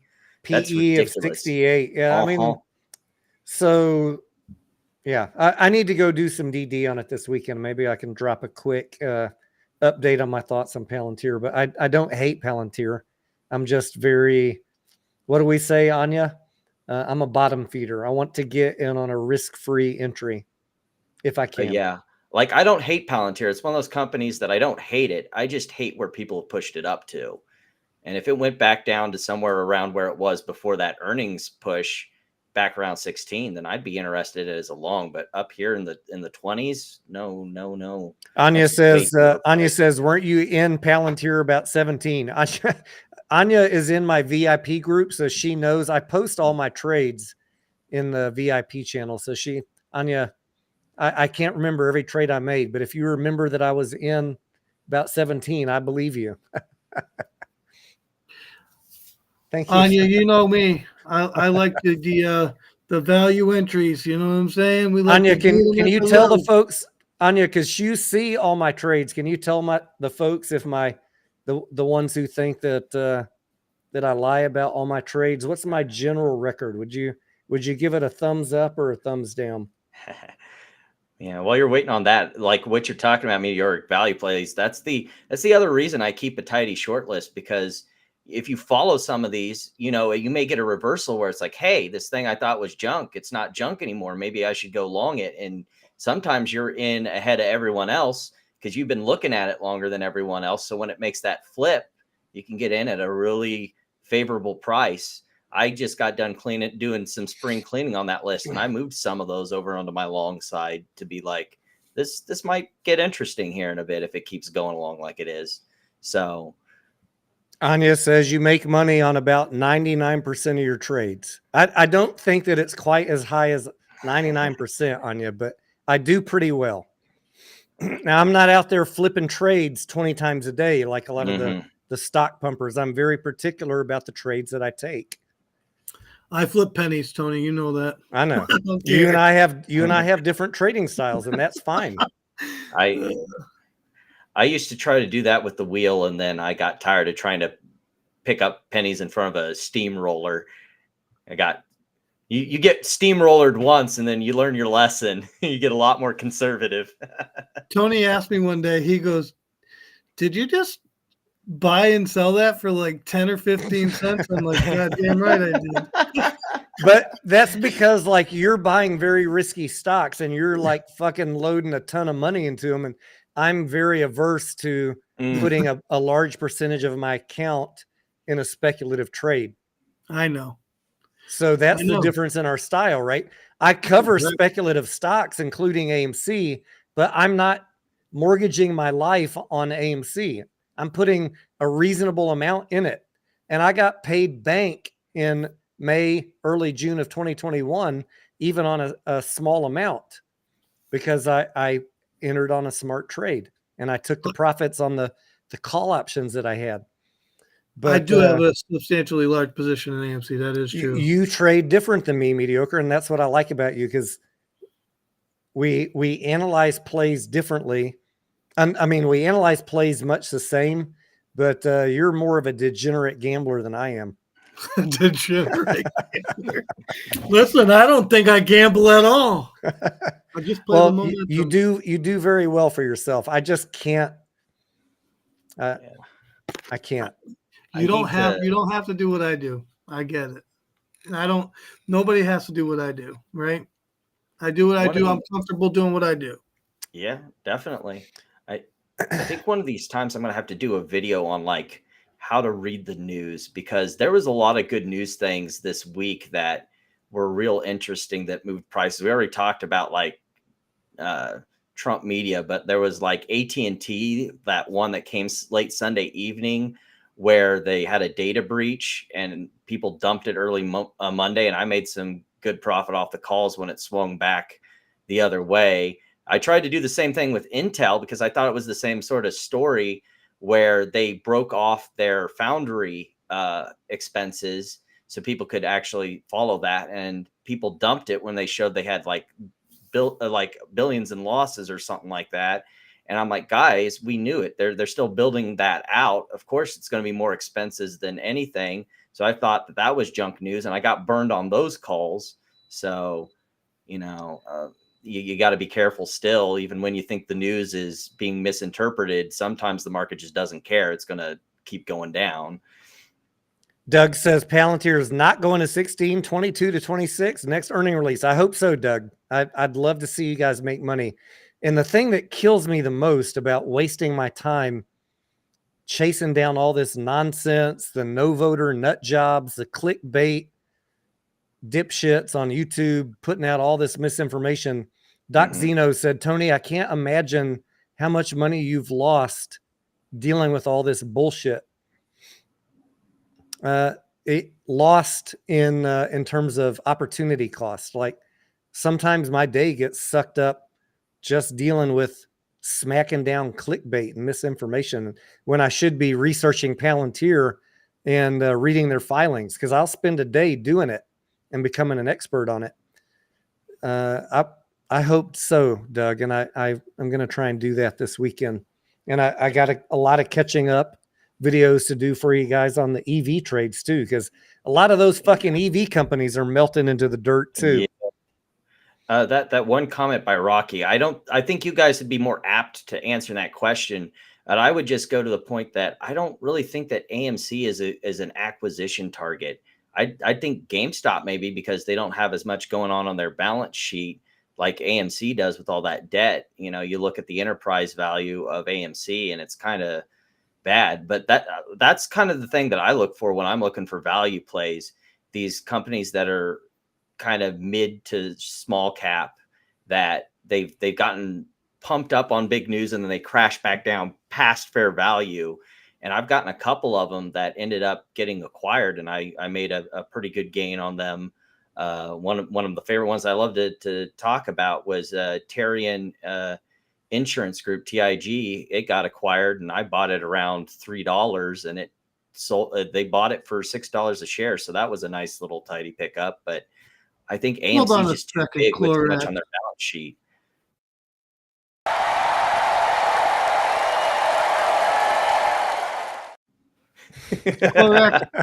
Clorax, are you telling me that you buy equities, that you don't only short them? Yeah. I thought you were just You actually buy stuff and sell it for a profit? Yeah. Yeah. What the You go what the long? hell's going on here? I heard you were a confirmed bear. Yeah, I hear that I've acquired the perma bear label, but no, I just pick my spots. like I have an Excel spreadsheet that like I go through sometimes 50 companies before I find one that I like and I get into. You know, I mentioned Kirk earlier. It's like my list of companies that I want to make sure they're sure things. So of course I'm not going to have this big old long list of things that I'm super excited about. That's I why thought, that same with me. I'm very particular about what I'm going to invest in. And the speculative ones that I talk about a lot, it's just because the information is changing so quickly, but it doesn't mean that I have the bulk of my portfolio invested in that stock. Does that make sense, Corex? mm-hmm. Uh, it's so funny, like the solid plays, the boring ones, the value plays, the Disneys, you know, all of those. There's not a lot of misinformation out there on them. There's not a lot of Yeah. interesting stuff to talk about. It's Yep. all the speculative ones, which I've already told you guys, I don't overload my portfolio with speculative trades, but they're ripe for YouTube content because there's so much misinformation, bad information, and clickbait that I just end up making a lot of videos about it. I cover the stock. Doesn't mean that I'm heavily invested in it. I might be invested in it. I might not. Just depends on how bad somebody pisses me off. I'm still doing research there, Doug. But I would say that I'm a little bit in it, but I'm not going to get too far into it until I see what Q1 is reporting for it. But I'm definitely bullish on Kirkland's. Anya says, I think it was Maggie from Maine that was in Palantir. Maggie was very into Palantir. And I heard from her, Anya, in the comments the other day. Maggie, I wish, she said, Tony, where you been? Where you been, Tony? I still been here, Maggie, every day, all day in Discord. And you're a member of the channel, a longtime member of the channel. And thank you. Join the freaking Discord. It's free. It's free. People, join the Discord. If you're a member of Tony's channel, jump into Discord. You know, jump into voice chat. It's way easier to discuss the stuff in voice chat than it ever is. I'm here every fucking day during market hours, available to you in the voice chat. If you got a badge next to your name because you're paying the 16 cents a day, you have free access to the Discord. Your $5 a month goes to support all the tools I use, which cost me many, many hundreds of dollars to provide you guys the fact-based info and the research, not to mention the 4, 8, 12 hours a day I do looking shit up. Mediocre, am I lying about how much time I do research and stuff? You talk to me every day. I wasn't paying attention to you talking because I was reading Gus's. I said, how much time do I do on a daily basis researching stuff? Well, that's what I was going to say before you started that whole other rant. I can. Yes, Doug, Kirk, Kirk. It's nonstop, constant due diligence, right? He's constantly looking at shit. Like, we talk stocks all day long. It's ridiculous the amount of stock we talk. And you guys can join in that conversation. It's not an exclusive club. We want you in the talk. We want to help you. We're not handing out the next little spicy penny stock of the day. We're actually doing the real work to help you get into a safe trade and make money. And we're not pushing trades. I always try and present the good and the bad of every trade, so you can make your own choice. And same here. I appreciate every single one of my members, and that thank you for helping with my pacer addiction. You pay my pacer bills. It's expensive. It's expensive, right? Yeah. Forex to pay for Restream, Dilution Tracker. Some people pay for Fintel. Some people pay for Ortex. The various subscriptions to news services. It all adds up. None of them are less usually than $75 a month. So imagine you got 10 of those you're paying for. Yep. And I don't need all those for me. I do that for you guys. That's where your $5 a month goes. Yeah, Tony, it's like that video I posted on Twitter. I forget what it was about. AMC and information, the flow of information, and how meme stocks, the people don't pay attention to the information. Remember, I put that video out. It wasn't my video. I shared a video for the record, right? but the video was talking about information. And the problem is information is extremely important. If you don't have the information, you're kind of trading blind and you're kind of And at the mercy of the market, right? information is expensive. Exactly. Yeah. No one does work for free. There is no free lunch. You know? All right, let's pivot real quick. Sufyan, I keep on, you're wanting me to talk about other YouTubers. I don't really do that here. This is not a drama channel. I'm sorry I went on a rant. We went on a little rant on our friend in Pflugerville, who I still love to death. I don't know why he blocked me, but I don't do the whole drama thing. I don't talk about other YouTubers on this channel. And I'm happy to have any of them on at any time, except for the fact that most of them have exposed themselves as not able to have adult conversation. They lie, they insult, and I just don't have time for people like that in my life.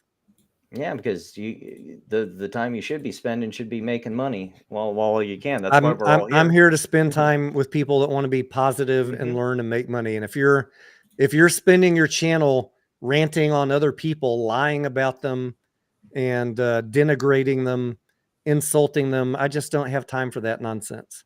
I don't. Since we're back on this real quick, the reason for my rant was mainly to tell everybody, the world, it's none of your business what I do with my money. That's it. That's the only reason why I went on that whole rant. Ain't nobody gonna tell me I can't buy and sell AMC or what I do, because I don't care what you think. That's all. I wanted to touch before it got too late on the AMC proxy statement, which came out today after the market closed. And it is available for free on the AMC Investor Relations website or SEC Edgar. It's the Schedule 14A. Remember, we just had a vote on AMC at the end of last year, late part of the year. I forget what day. There's another one coming up, excuse me, June 5th, and the filing got released today. Surprise, surprise, everything that is on here is what was on the last vote, as far as I can tell.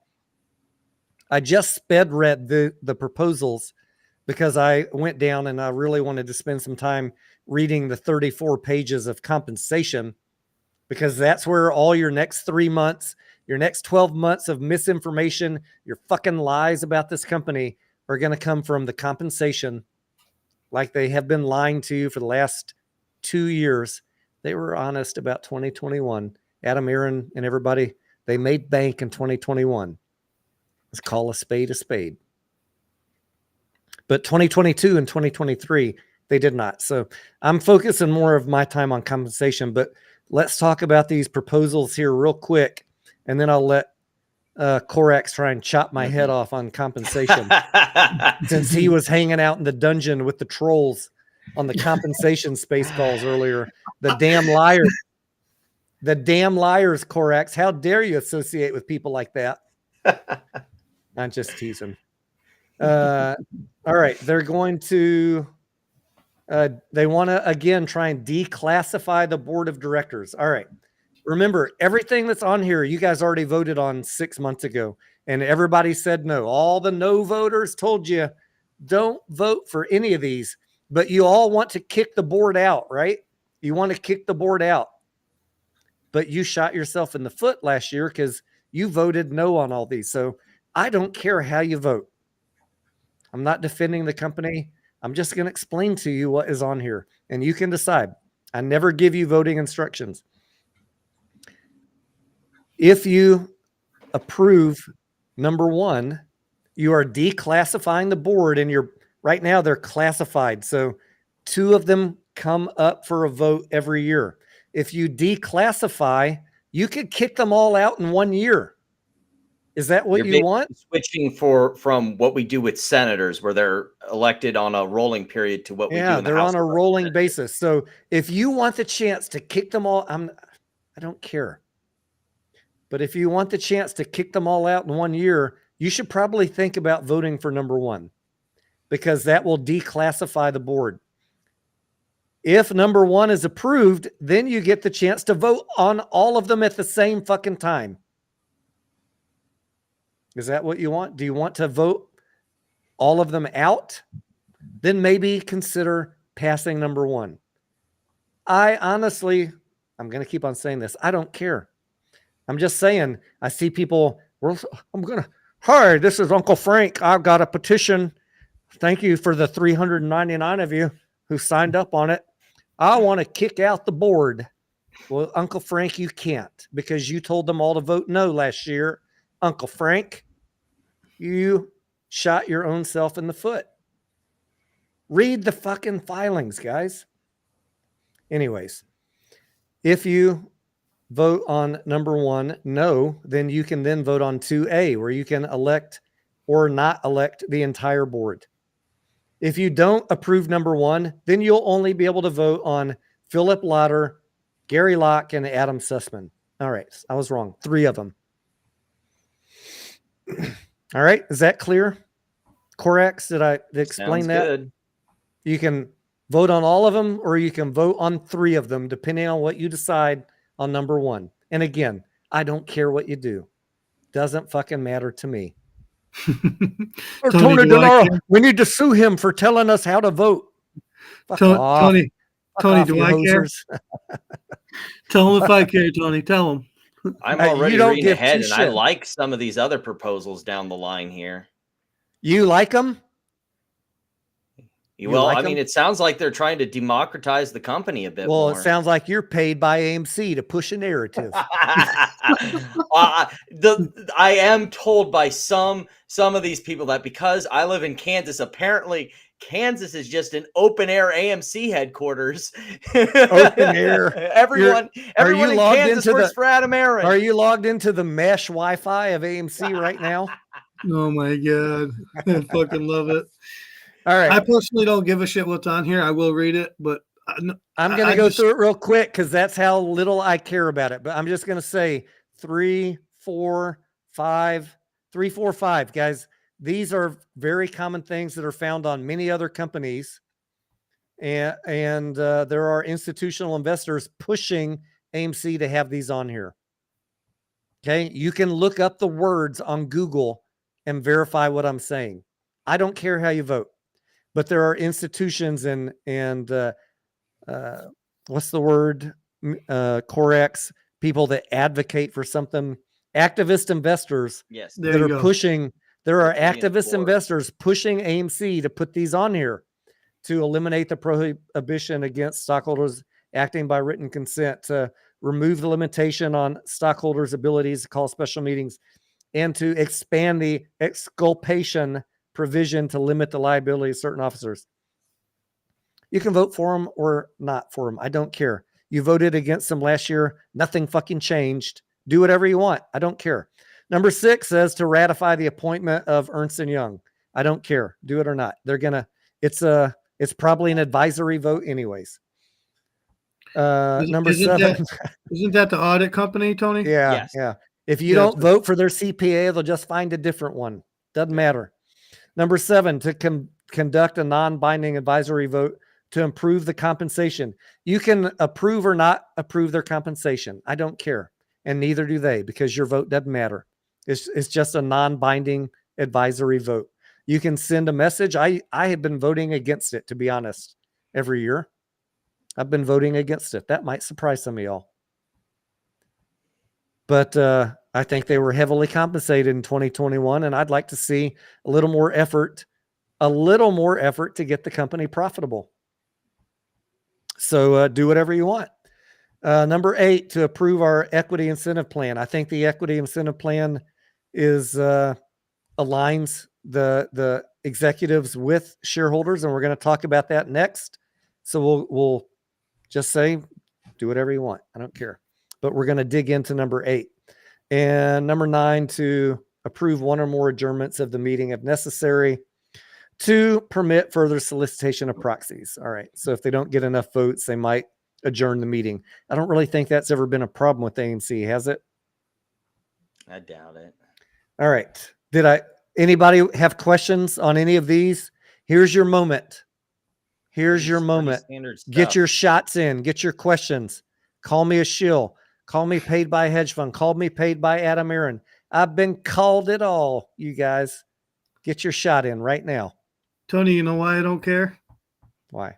Because I met Adam Aaron in person. Did you look in his eyes and get a bad feeling? Did you read his aura? He fucking looked at me and he said, "Nope, we ain't doing this." Basically, is what I've realized now. We ain't doing what? You got to remember, I went prepared for a conversation with the man with cue cards and the fucking camera, bro. He did not want to do a full-on interview with me. Did you have the whole gimbal and everything, like the full body Everything. gimbal? Yes. Get all face, get up, and just zoom in on Adam, his face. Adam, what's your thoughts on this question?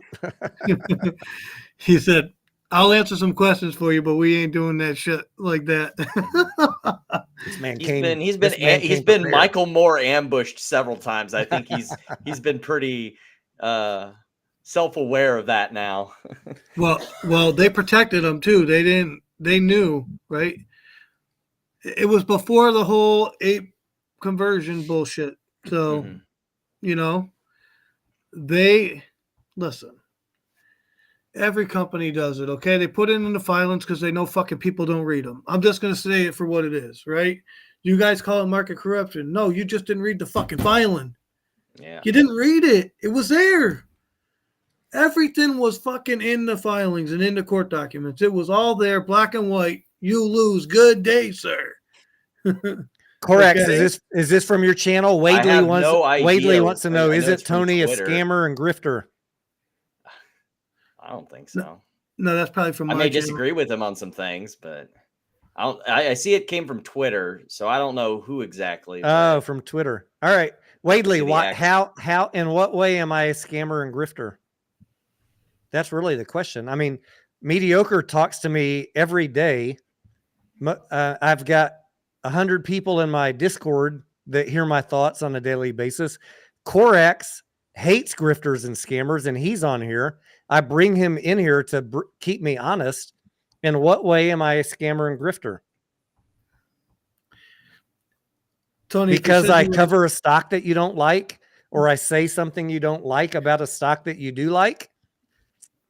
Come on, man. I mean, Tony, if he said you were an asshole, I'd have to agree with him. Look, I am very blunt. I'm very upfront. On that note, everyone loves the smell of their own asshole and their own shit. So I say everyone's an asshole to a certain extent. Gus says, point out a lie. Yeah, say a lie that Wadley says that's all I've heard. Yeah. Wadley, there are people that lie about me on a daily basis. Welcome to my life.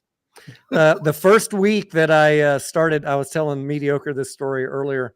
I think Sufyan asked the question, Tony, how do you deal with all the trolls? I was like, Sufyan, in July of 2021, after AMC had already squeezed and all of y'all had invested your life savings, I decided to come on YouTube and correct a lot of the clickbait. That was my origin of my channel.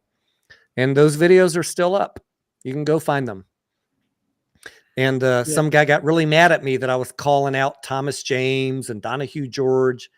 And they're like, oh, old guy with the camera. You think you're really special, huh?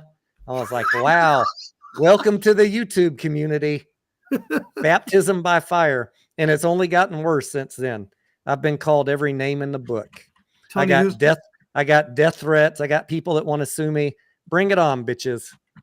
Who's the most hated YouTuber in the AMC community? Tony Denaro is the most hated YouTuber in the fucking universe. Because you've made it when you've when like me and Tony, you've gotten a threat from Ethan that he's going to sue you. They can't argue with my due diligence, so they resort to personal attacks. Like that dipshit that covers GameStop. Oh, he's got a fake wife. Oh, he's a homosexual. Do you know how weak that argument makes you? It just makes you look like a child. Well, that's all he's got. All he's got's insults is because he can't talk about the facts. Because he's falling apart on his investment, and he's been wrong on everything for 3 years. And nothing that I've said on his stock has been incorrect. And I'm making money on his stock while he's losing his ass. So he resorts to these petty little personal attacks. You're pumping Bed Bath & Beyond.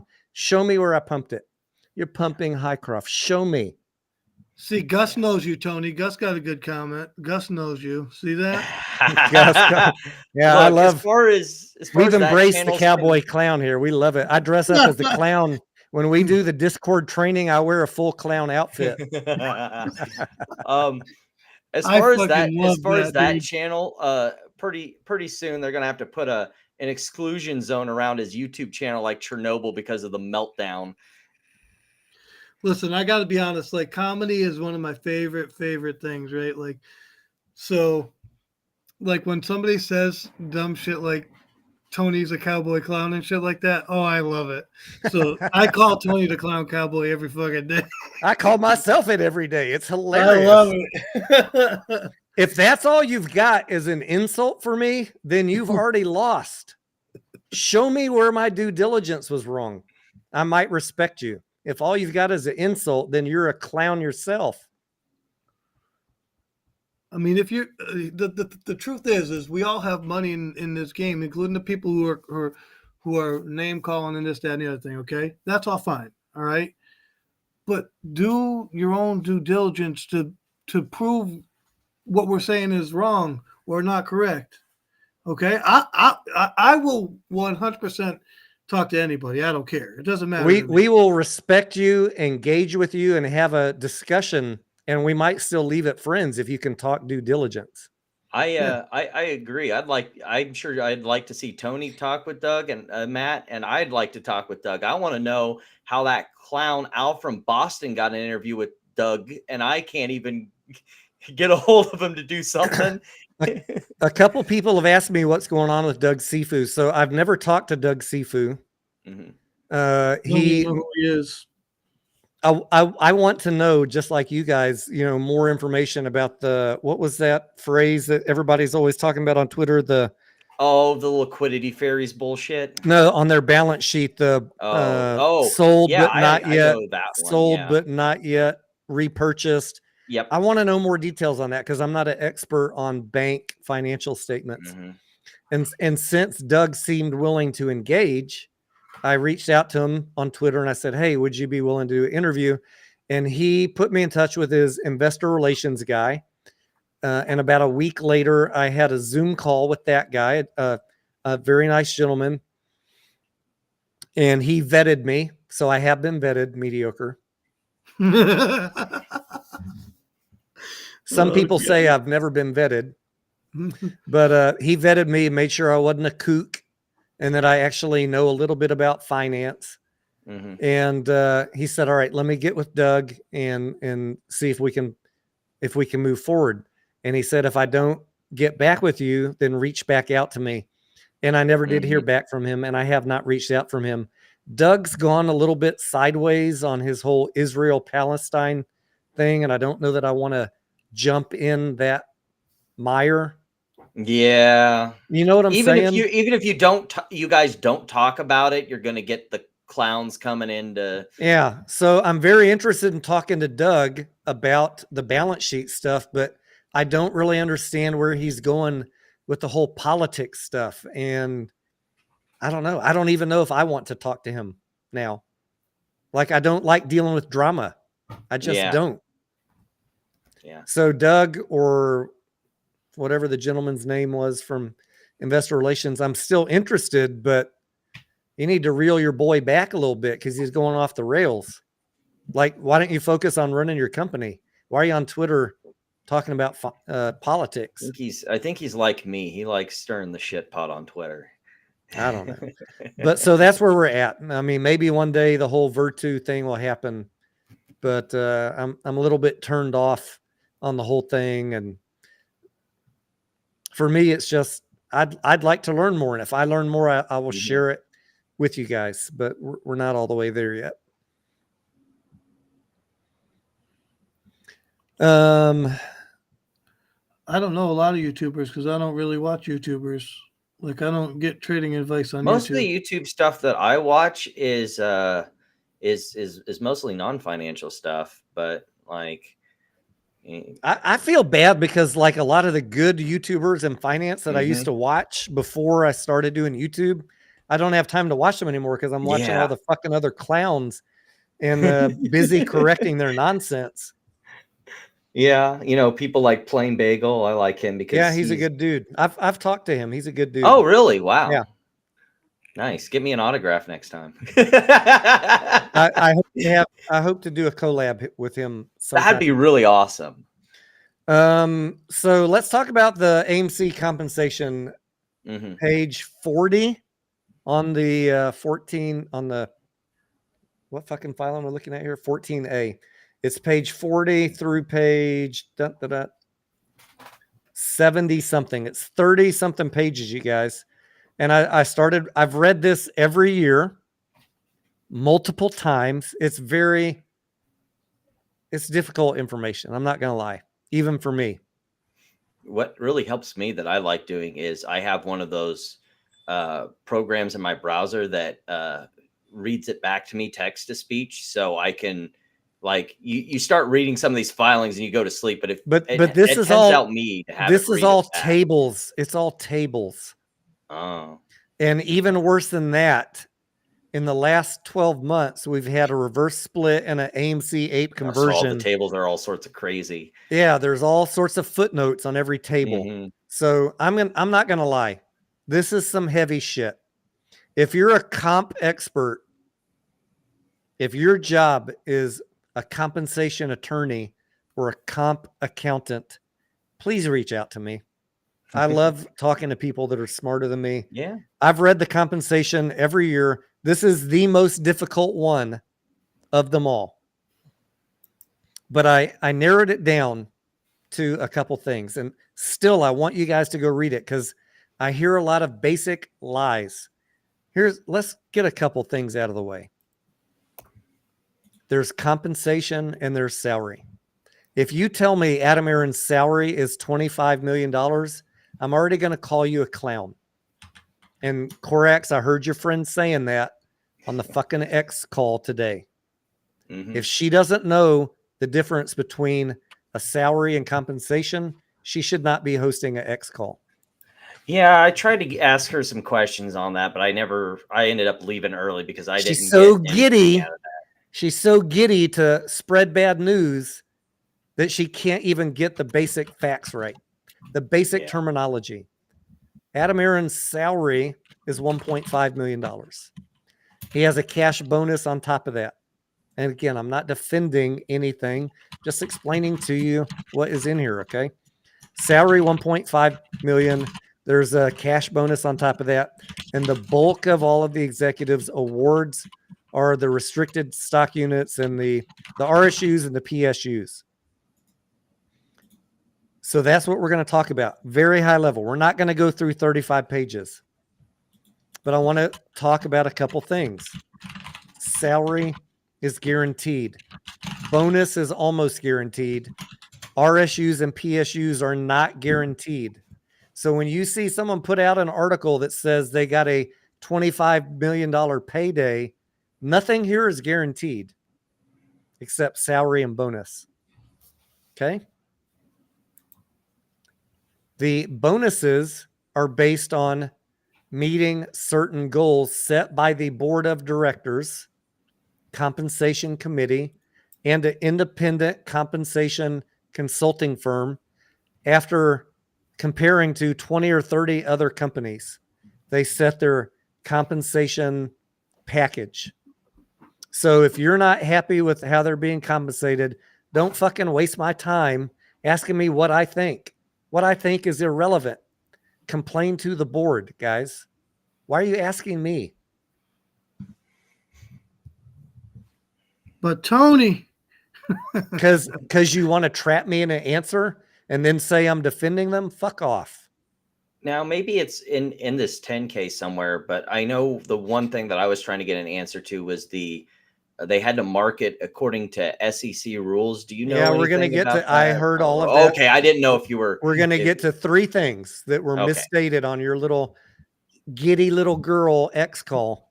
Oh boy, we're on fire tonight, Tony. Number one, she didn't know what a salary was. Number two, she was talking about that they have to have X number of shares, X number of their base salary held in shares, right? Remember that, Corex? Yeah, something like that. All right.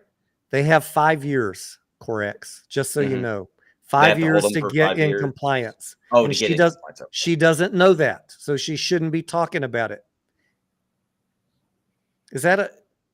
Am I out of line here to say if you don't No. know that basic fact, you shouldn't be throwing someone under the bus?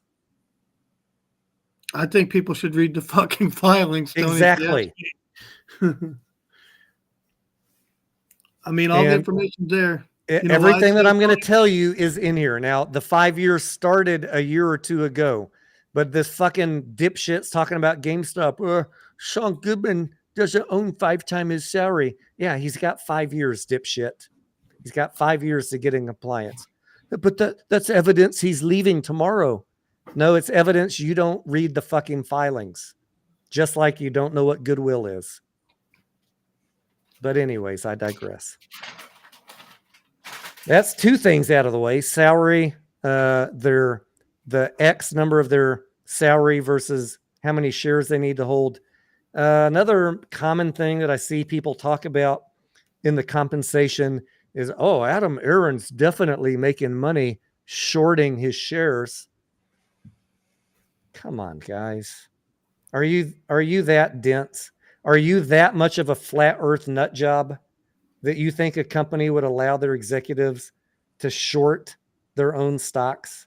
Yes, you are actually that much of a conspiracy nut job, because I Legally, read your they fucking can't, comments. right? They can't even hold puts to secure the downside risk, right? That's technically There illegal.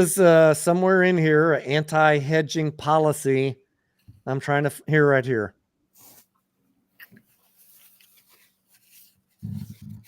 Under our inciting trader policy, directors and officers are prohibited from engaging in short sales or investing in any kind of hedging transaction or instruments, including puts, calls, prepaid variable forward contracts, equity swaps, collars, and exchange funds that are designed to offset any decrease in the market value of the company's securities. So All right, keep so it's on saying company your policy, not that it's illegal. That's the clarification I needed. right. It's company policy and it's been there for a long fucking time. So I'm tired of seeing your fucking nut job nonsense. I bet he's doing it because you don't know how to fucking read.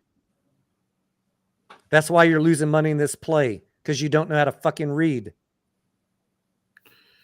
And not trying, and I know we're Not being trying to harsh. be mean. I know it sounds tough. I'm a little bit gruff. I'm a little bit direct, but it's nobody's fault except your own for not reading, for not knowing this stuff. Yep. All right, we got 3 things out of the way. Now, the other thing is Mr. Goodman's about to leave. The board wants these fuckers here. You can read this stuff yourself. They talk about how important Adam Aaron and Sean Goodman are to the company. In fact, they doubled Sean Goodman's retention bonus to convince him to stay, to make sure he stays. The board is very happy with the executive's performance. So if you're not happy that they're being paid a lot, the board is. And if you got a problem with it, take it up with the board. They're the ones that set the bonuses. Heck, you got a vote coming up where you could vote Proposition 1 and then vote 2A, wasn't it? And then clean them all out. You could, absolutely. And I don't care. Can I I ask don't you a care if you question? do.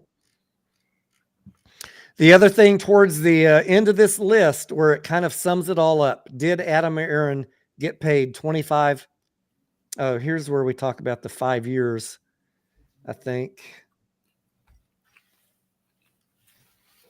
There's the clawback policy, the executive ownerships. On November 2021 was when they adopted the okay, here's the 5 years. So you know that I'm not lying to you. Each covered officer is required to achieve the applicable ownership guideline within 5 years after adoption of the guidelines. Little girl, why don't you learn to fucking read? November 2026 is when they got to be in compliance. And that goes to my GameStop buddy too. Sean Goodman's not in compliance. Yeah, because he has till 2026 to be in compliance. Learn to fucking read. You say you're a master at DD. You don't do DD shit. Oh, but he's connecting all the dots, don't you see? There's 0 dots being connected over here. Well, I got a question for Clorox. Clorox, Mhm. I know you probably don't take financial advice from people, but if you, especially people on the internet, but Yeah. you know, what would you, if there was anybody on the internet that you might take advice from, would it be anybody who was giving financial advice from a trailer home?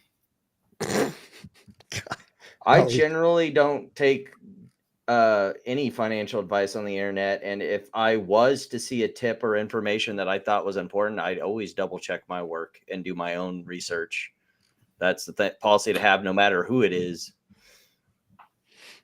It's your money. You're the sole person with responsibility for it. Now, I mean, that I'm just doesn't mean curious, that there though, aren't bad actors out there, but not trying to be a trash talker or anything, but I Nah. mean, would you, you know, it's obvious that people are fucking giving financial advice, or not necessarily financial advice, but you know, talking finance in Mhm. general, from locations where you can obviously tell they're not making any fucking money. Yeah. Okay, I'm I just gonna say it for what it is. Like, yeah. who the fuck watches this shit? Mediocre. Look at And this. Look at this clown in the comments here. You've been stringing your followers along for months, years. You're probably getting kickbacks from AA himself. What a dipshit, man. man, Tony, You if you realize are I getting sold my kickbacks to shares. I sold fucking hook me shares up, last year, right? Tony, You realize I told you that AMC shares were going to lose their value for a year last year due to the arbitrage. Corax told you the same thing. Mediocre told you the same thing. How is that stringing people along? I could not have been any more blunt. Why do you think all the fucking pumpers have me blocked, you dipshit? I will say one What a thing on fucking that financial clown. advice point. I would say the vast majority of YouTubers I would classify as in the financial space give financial advice. Now, does that mean that they're stock picking or whatever? No, but I hate the not financial advice thing to a certain extent. But at the same time, legally speaking, um, the laws around financial advice are pretty loose. You can say I mean, whatever it's you want to. That's you like can say us what the having a fuck you want. It's conversation legal back now. and forth. We're here talking about it just Yeah. like you'd talk around the water cooler or with your friends. The only thing the SEC cares about, and that is But illegal, to this is guy if you comment here, give Tony, paid direct advice. Like, say I told Tony, hey, if you gave me $25, I'll give you stock picks specific to you. That, and I was unlicensed. That's the only thing the SEC and FINRA cares about. Clorox, these people are so fucking crazy. I've been talking to Tony. I'm like, Tony, we should do a fucking video. Seriously, I'm gonna tell you guys a video idea that I was talking with Tony about because of that same ass comment. Okay, for dumb shit like that, I'm like, we should just do a video because Grandpa Barney gets fucking grief too. It's ridiculous, but we should do a video. I told him this the other day. We should make a fake check or a fake bank statement that says we got paid by fucking Citadel or fucking They'd all AMC. fucking believe it because they're that You'll like stupid. this joke. Back when the first time I did a podcast all the way back in like 2008, we had a joke. Me and my podcast buddy were getting grief from these 9/11 truthers. So we did a joke thing where we went around and called a couple government agencies wondering how we could get into the government shill program, and just, clipping the reactions for laughs because they didn't know what we were talking about because it's all conspiracy theory junk. But that's about on the same level. I mean, it's insane. Do some fucking investigating for yourself, for God's sakes. Yeah. People take this, and this pisses me off. And Corax's friends that hate me do the same thing because I'm covering a stock. They assume I'm pumping it. Go look at how many videos I've done calling out bullshit on AMC. If you knew how many comments I get every day from people calling me a paid hedge fund plant for talking negative about AMC, I get as many of those as I do dipshits like BSKA saying that I'm paid from AA. That lets me know that I'm solidly in the middle providing fact-based information. If you can't be bothered to actually watch my content and tune in and listen to what we're saying, I will transparently and openly answer any question you have. I don't care if it hurts your feelings. Hey, Marantz, glad you're viewing again. Appreciate the boost. Keep it up, dude. Best viewer ever. Marantz is not going to get to join the channel because he's lied. He insults. He's a petty little child. He said I had a fake wife. He calls me a homosexual. I don't have time for dealing with fifth graders. When you can talk like a man to other investors, I still won't consider it. Sorry. Well, he'd have to be a man first. He'd have to be a man first. Now you're making me go in the insult category, but I know. once you cross that line, you're never going to be on my channel. But why don't you learn to act like an adult if somebody has a different opinion than you about a fucking stock? Why don't you watch my videos and quit saying I'm pumping Bed Bath & Beyond and Hycroft? Because you're lying to your audience, and I'm tired of dealing with the dipshits that you send over to my Well, that's channel the only to ask thing me he about has got that. is lies. That's all he's got is lies. Absolutely. All right, let's keep going on this table here. I want to talk about the CEO's compensation for 2023, which Variety reported as his pay being $25 million. And Corax, you were asking about the SEC rules. Mhm. It is, I forget which rule. I think it says it up above, but they use the fair value of the stock on the day they set the compensation plan So to set back the in value. 2021 then? No, this was 2023. Okay, gotcha. So whenever this plan was put in place, I don't remember the date. So I don't want to give the wrong information, but it was in the past when the price was clearly higher, right? Gotcha. It was valued at $25, but Adam has not sold shares, so he's lost value on those awards to the tune of $17.9 million. And you can look here and see all of the values and the losses. His total compensation per the accounting rules was worth in 2023 $8.9 million, not $25 million. And that's basically his salary and the cash bonus, if I'm not mistaken.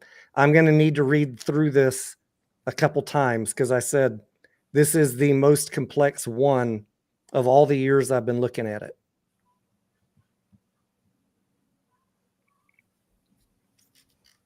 And there was another table up here. Oh, it's here. It's Regulation SK Corex, item 4025. Okay. 402V. What page is that? Page 70. Okay. And I did go briefly read this regulation. Okay. You can Google it. I'll put a bookmark to go over that. And you got to scroll all the way down in Regulation SK item 402. There's A, B, C, D. Oh, you got to go all the way down to V. Sorry, it's not 5. It's letter V. So scroll all the way down. But his compensation actually paid in 2022 was negative 16 million because he held all of his shares. I think the last time he sold was January 2022. So the value of all those vested and unvested shares that he hasn't sold, I don't know. We need to go look. And Corex, we can do this. I don't have the answer how you can get a negative. Someone asked me, well, shouldn't it just go to 0? That's a logical question. I think what it might be is it's I will get the answer to that before I cover this on a video because I don't like being wrong. But in essence, the total value of his compensation last year was a negative number. And if you don't believe it, I don't know what to tell you. This is an accounting rule. It's filed with the SEC. And all I gotta say, if it's filed with the SEC, if you're an expert on it, come talk to me. If you're not, become one, and then we can have a chat. Oh, those are adjustments, I think. So they are adjustments. Yeah, I pulled up the 2022. If you go look at the 2022, it breaks out where this negative 16. Just so what it's doing is it's saying what the value is marked by the SEC, and then it's adjusting. It's similar. It's just like this. So you would take the number on the left and add in that first column, and then you'd add the right column. So you would subtract that first column, 23 million, you'd subtract the 16 million, and you'd get that third column. No, because these two are for the PEO. Weird. That's the Adam Aram. This is non-PEO. Okay, I'll have to look at that too and figure it out, because that math is. Just so you're clear, in the footnote here, it says Adam Aram was the PEO. Everybody else was a non-PEO. Okay. This is the format of the table delineated in Regulation XK. At any rate, the final thing that I want to say about compensation today, and I'm going to keep on getting all the misinformation from the dipshits on Space Calls and other YouTube channels who aren't reading this or bothering to understand it, who are going to lie to you and tell you that he made $25 million. I'm going to get all their talking points, and I'm going to fucking blow them up with dynamite. So here's what I think. So you said he's been holding through there. What if it's calculating the losses on the shares that he had already gotten and was holding from the other 2 days? That's why it's the other 2 payment periods. That's why it's negative. It is. Yeah. So it's calculate, because remember that they're in 3-year tranches. Yeah, they're in 3-year tranches. He hasn't sold. I'm expecting him to sell in 25, though. I still don't understand mathematically how it goes negative, though. So when I have the answer to that, I will make a video on this.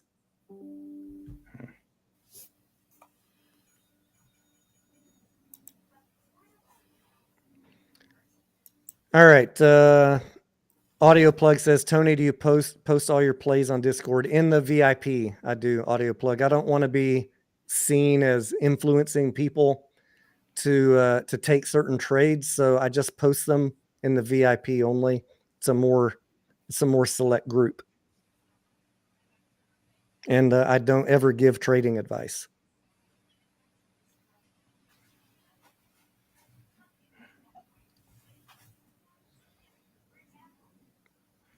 All right. What other questions do we have from the adults in the chat? We're not taking any 5-year-old questions. You can go do your own live chat and keep on losing your money over there.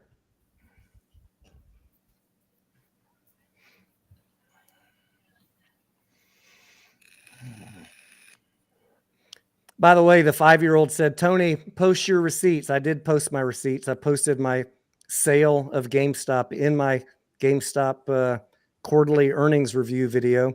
And I posted the 330% gain I made on it today on Twitter and my YouTube community tab. So hopefully that suffices for your conspiracy, flat earth, I don't believe anything anyone says, bullshit narrative.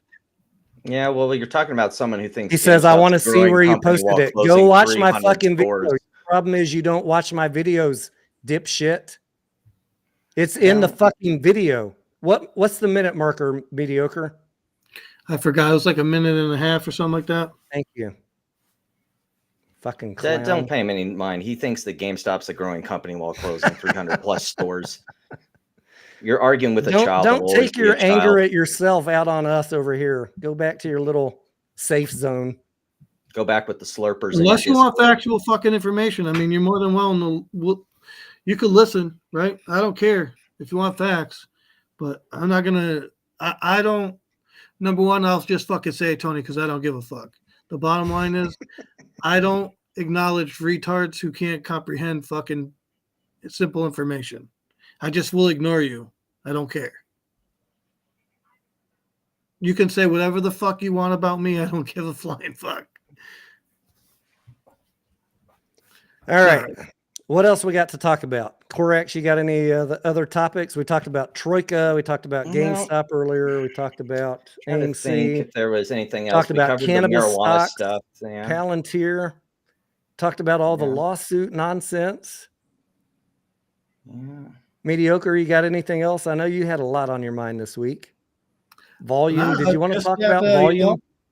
Some people in the chat were saying that I'm encouraging people to buy AMC at the bottom, and that's funny because I bought 300 shares yesterday, and then I sold a fucking call contract against them at $3. And what part of that don't you understand? Like, look, in one hand, out the other. How's that fucking encourage people? Yeah, and let's be very clear, because I've said this many times, but I know some of you dipshits yapping in the comments don't actually watch anything what I say. I have said this year for AMC is a volatility trade only. This is a speculative play. The company is not making money. They haven't renegotiated the debt. I am in it for buying as low as I can, as risk-free as I can, and selling it into the upswings. And I've already done that several times in the last 5 months for AMC. I'm mostly in cash, waiting to see where this thing bottoms out. Could that be any more clear? It's a fucking speculative trade on a non-profitable company. Thank you. I just love flipping and making money every day. That might change. My outlook might change as we get more information and we move into better quarters. But right now, this is a speculative trade. Playing it like any other stock.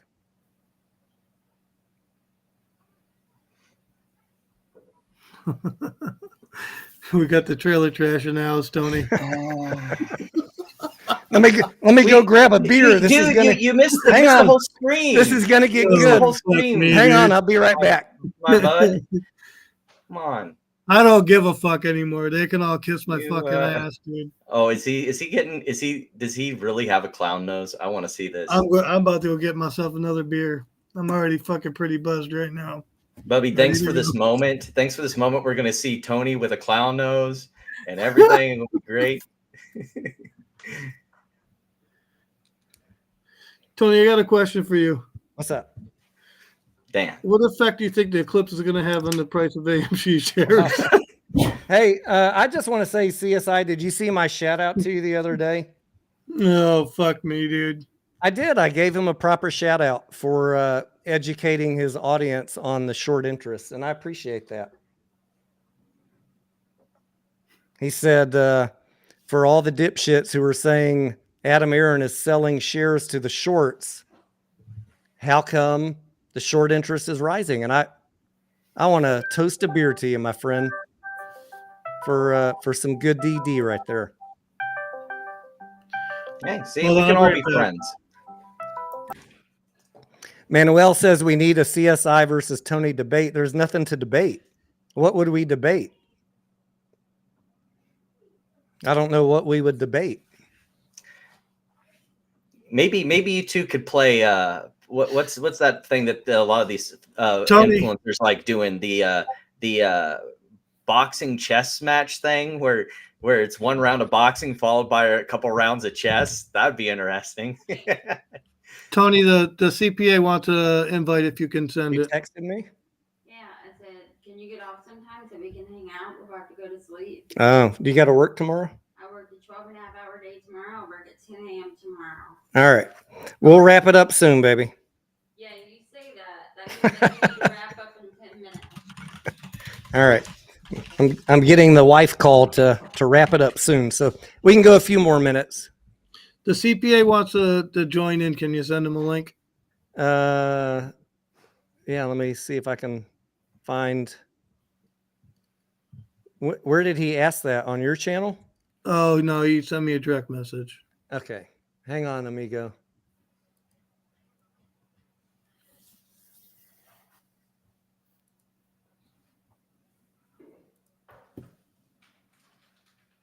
Check your Discord DMs right now. I bet he wants to talk about GameStop.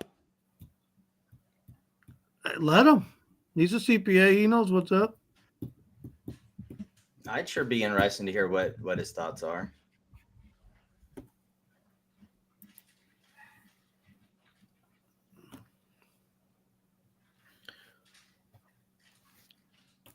That's the thing. That's the thing, Tony.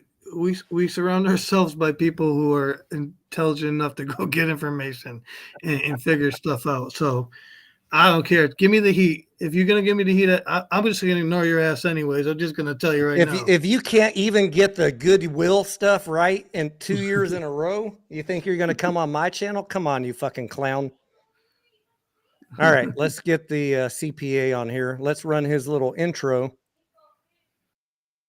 Dull, my God, it's dull. It's so desperately dull and tedious and stuffy and boring and... All right, my friend, how are you? Our great accounting friend, what's going on this evening? Hello, everybody. How's it going? Good. What's up, bud? Thanks for having me on, Tony, again. Was just listening to you guys and what this idiot had to say also about goodwill and his freaking business model on GME, right? But the reality is he doesn't even know what goodwill means, this fucking idiot. We know that. Right? He's just mad that GameStop had to write off all their goodwill and he wants it to happen to Right. everybody else. He's getting mad because he cannot analyze the financial statements, right? Even I wearing know. a fucking But tie, he says right? he's all about the numbers. What about the numbers is he getting wrong? You said goodwill. Anything else? The goodwill, right? If he The actually goodwill. watched my channel, he would have known that there was going to be no goodwill write-off because we walked through it several times. I would ask him what's goodwill, right? The only thing goodwill he knows about is what he sends to goodwill, right? At the end of the month. That's the only thing what he knows about goodwill. The only goodwill he knows is dropping off his Let me socks test that he my doesn't need knowledge anymore around since the I got corner. you here. Goodwill is like if you acquire something like a company and the cost you paid for it's different from the actual book value of it, right? Exactly, fair value versus book value, but he doesn't fucking know what's a fair value of a goodwill, right? A reporting Sufyan. unit. Sufyan, is a COO's departure right after a double miss a good move typically? Right, right. According to the pumpers, it's great because, cost savings. We really didn't need them anyways. You know what that clown's salary was? $200,000.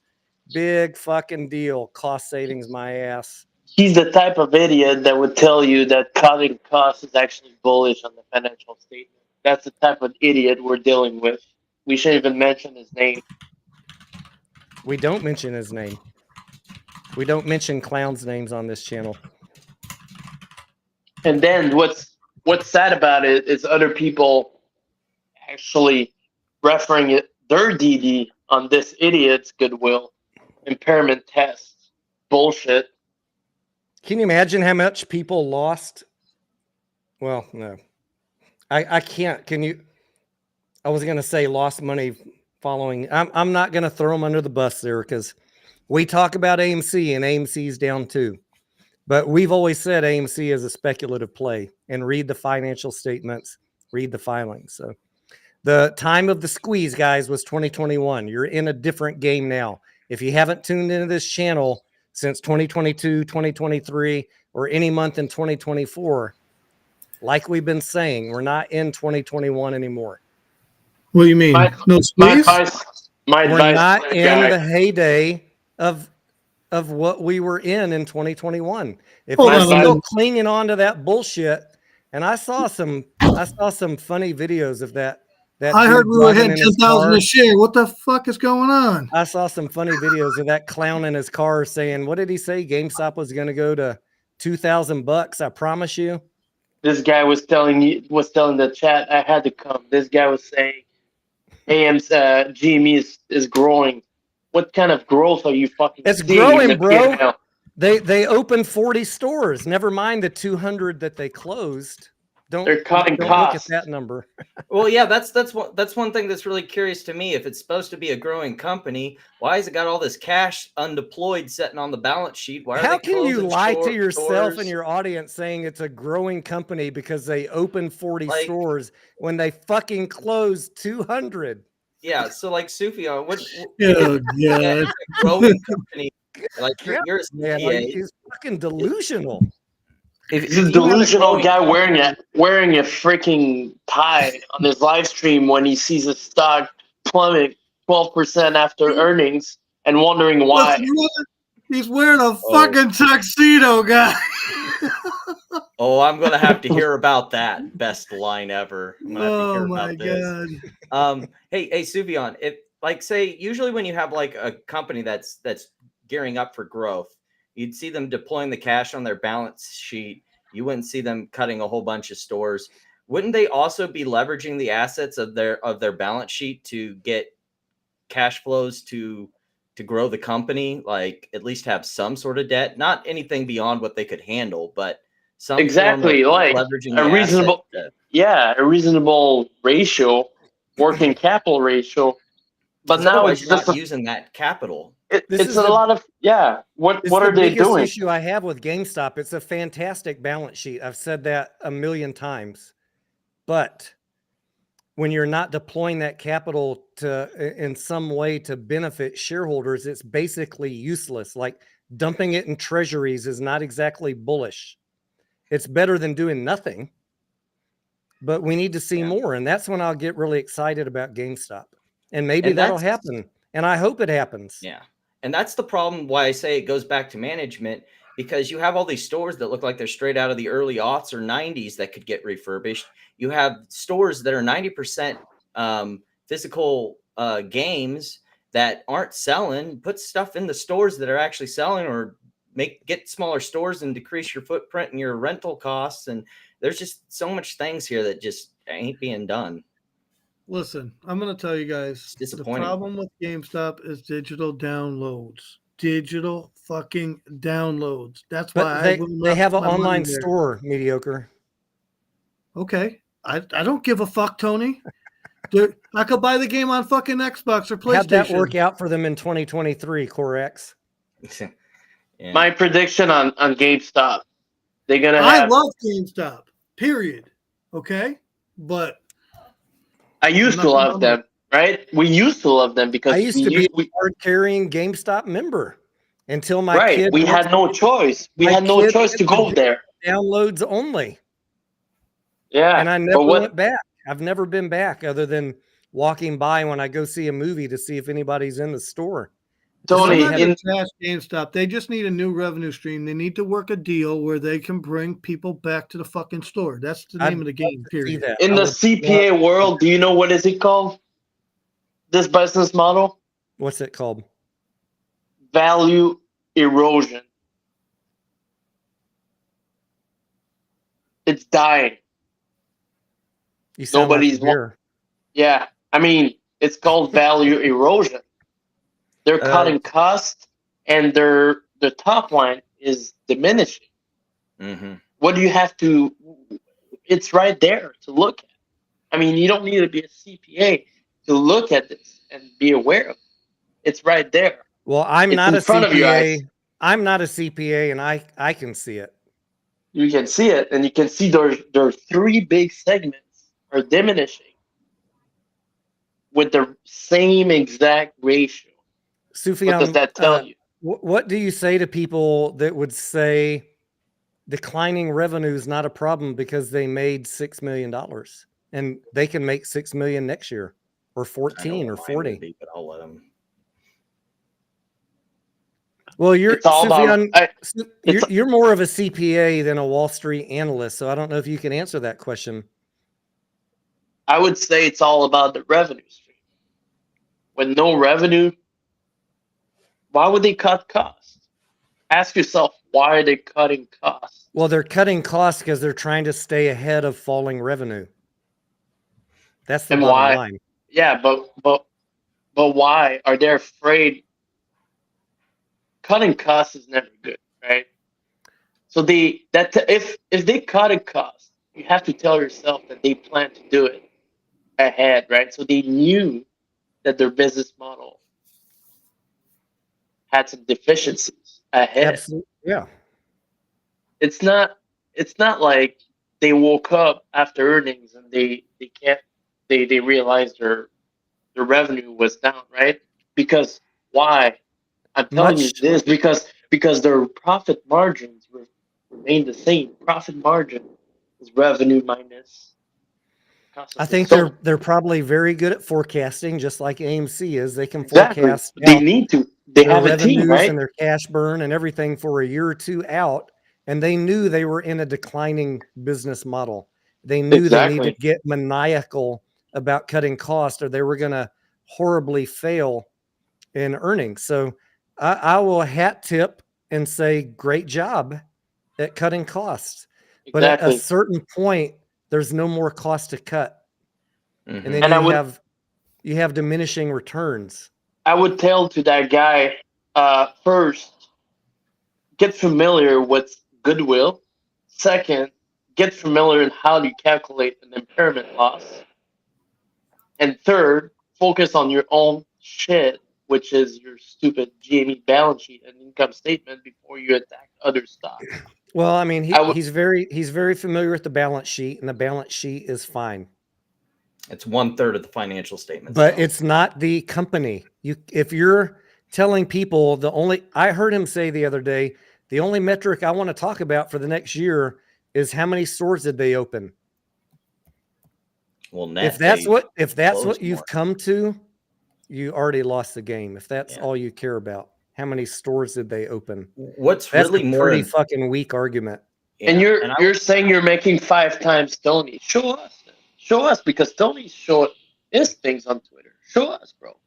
Show us how much you make. And I would say the bigger issue, like I said earlier, was that it's not so much cutting stores, cutting costs. It's what's going into those stores, what's selling, and putting what's selling in the stores. You know, I would think that a good angle to go is you've got those GameStop membership things.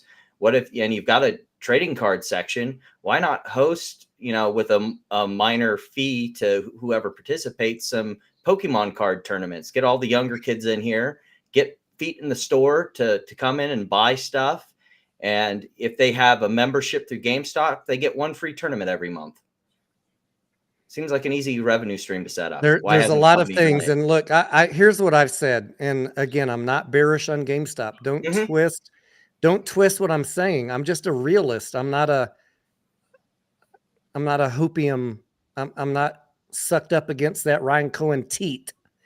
I'm just someone that looks at the financial statements and calls it like it is.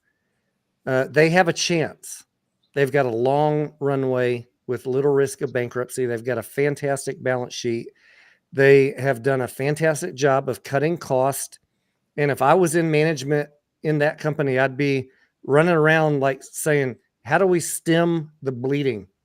How do we patch that artery so that we can figure out how to grow? And they've done a great job at that.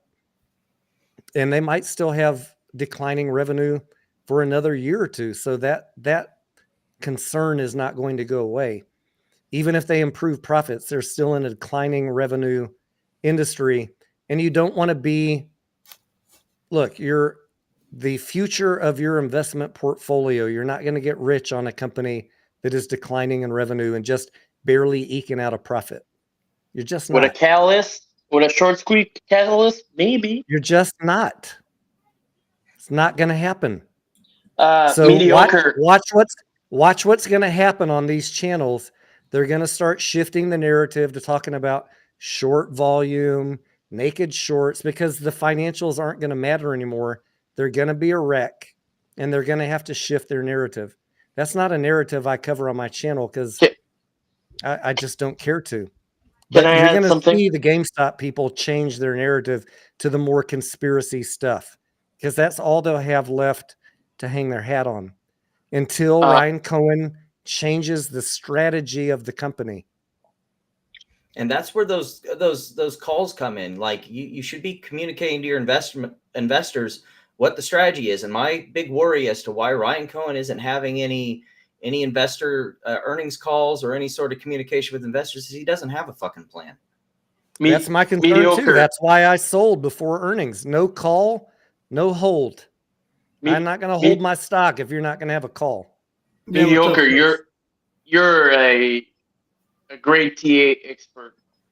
I want to know, like, I don't know if you had the chance to do it, but what does the chart of GME telling you right now? Tells if me you it's saw going it down in price. going to continue All right. going. It's going to continue falling in price. That's what I see. Thank you. We already put up the charts. It's I'm in the not falling hating on falling wedge GameStop. until something changes. You know, their balance sheet, their stuff looks good. They need something to sell to the population, right? That's it. To their customers, they're gonna have to find something that they can sell. They need a revenue stream, or they're done. They don't have games no more, right? So they got. I heard this, and I'm not certain it's true or not. Don't hold me to it, but I think that they got GTA 6 coming out. I think that comes out next year. Next year, no, 2026 maybe. No, 2025. I can't remember the year. I know it's coming out because I'm waiting for it too. Hopefully that is true that they get it and you're forced to buy that from them, right? Which is possible. It's a Rockstar game. Okay. So for all the people who think I might not know what I'm talking about, believe me, I'm a gamer. I get it. Okay.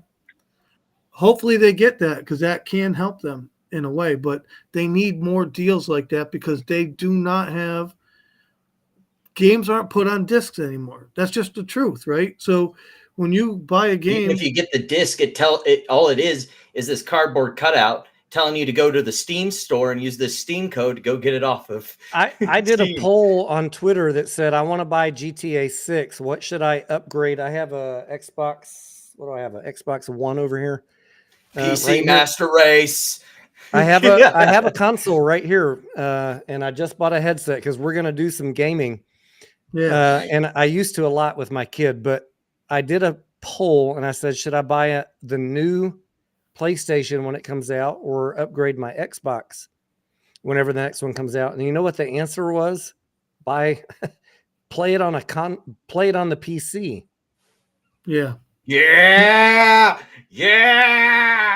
I mean, my I don't even play games on the PC, but like if that was the overwhelming answer, that doesn't bode well for GameStop. Well, that's So, right. so here's the thing. This is why I think there's a place for console and a place for PC, right? PC by far is way better gaming. There's better graphics, there's better speed, right? When you're stuck on a console, you're stuck at whatever Xbox gives you or PlayStation gives you with the equipment that's built into the system, okay? Mhm. It's great for younger kids, right? 6 to 16, 17, but once they start getting older, everybody moves into PC gaming. That just at least that's how I've always To seen add it. to that, what I think would be a great revenue stream that GameStop could use to capitalize on that is ever since we got into this, higher end gaming, say around 2006, probably 2008, there used to be a PC market where you could get pre-builts at a really cheap competitive price that was still pretty decent. And you don't see that market anymore, but you have a lot of this older hardware that you could get on the cheap. Like that was my first gaming PC. I got a $200 computer, threw a $200 graphics card on it. Boom. I was good to go. But you see a lot of these refurbished old office PCs hitting the market, all this old used stock or old new stock that you could get on cheap. You're telling me that GameStop can't devote some of that cash on its balance sheet to get a prefabbed case to make it look all cool and fancy for the gamers, put a bunch of old cheap hardware that can still game really well. All the margins, all the cash flow would go to them, not some third party like Microsoft, Sony, or Nintendo. You sell that as an entry-level PC and you go, your kid will enjoy it because they can game on it, and you'll like it as a parent because they can do their homework on it too. Can any of these consoles do that? And then you sell them on the insurance, you sell them on the pay-as-you-go plan.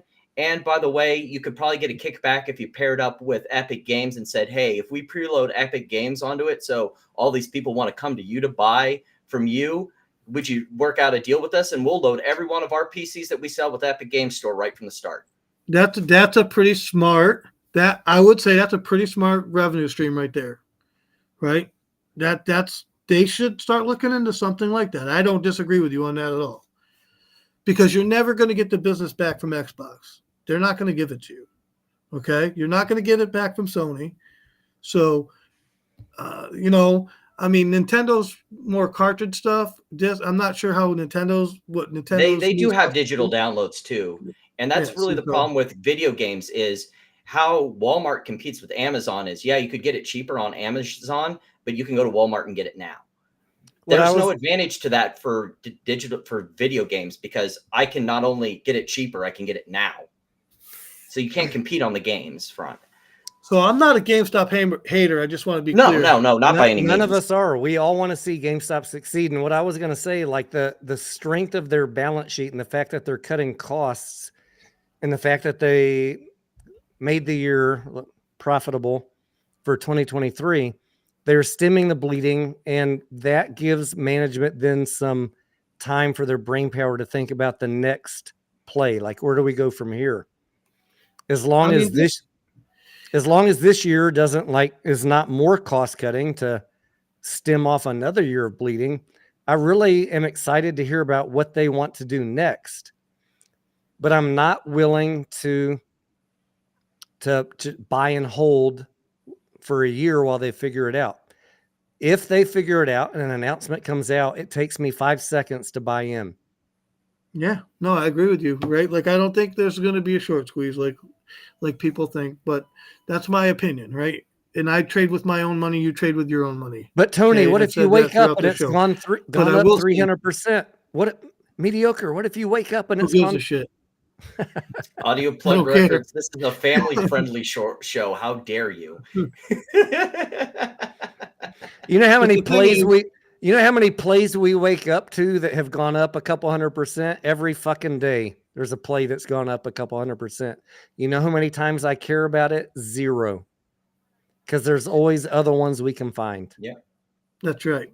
And so what I wanted to say is, it's a question. It's a part question, part whatever. But did GameStop reach out to its shareholders and talk to them about coming up with a new revenue stream like AMC did? Like, I'm not trying to bring the conversation back to AMC, but I mean, popcorn in the stores and in the grocery stores and stuff, that was all retail's idea.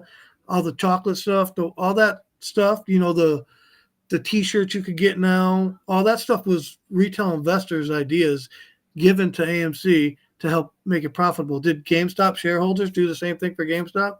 I don't follow GameStop. Well, I think the reason that works out for AMC is because the board and Adam Aaron has made it clear that they're interested in hearing these ideas. Whereas, and this goes back again to my problem isn't with GameStop, my problem is with management.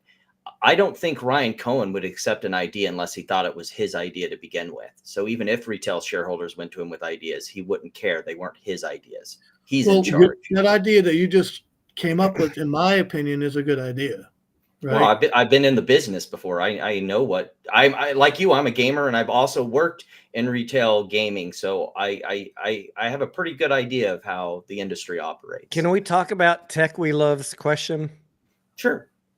GME made the news about investments and Ryan Cohen. So basically, Ryan Cohen is going to act like a hedge fund, and they recently updated the rules that said there had to be some oversight by other board members, right? You guys saw that.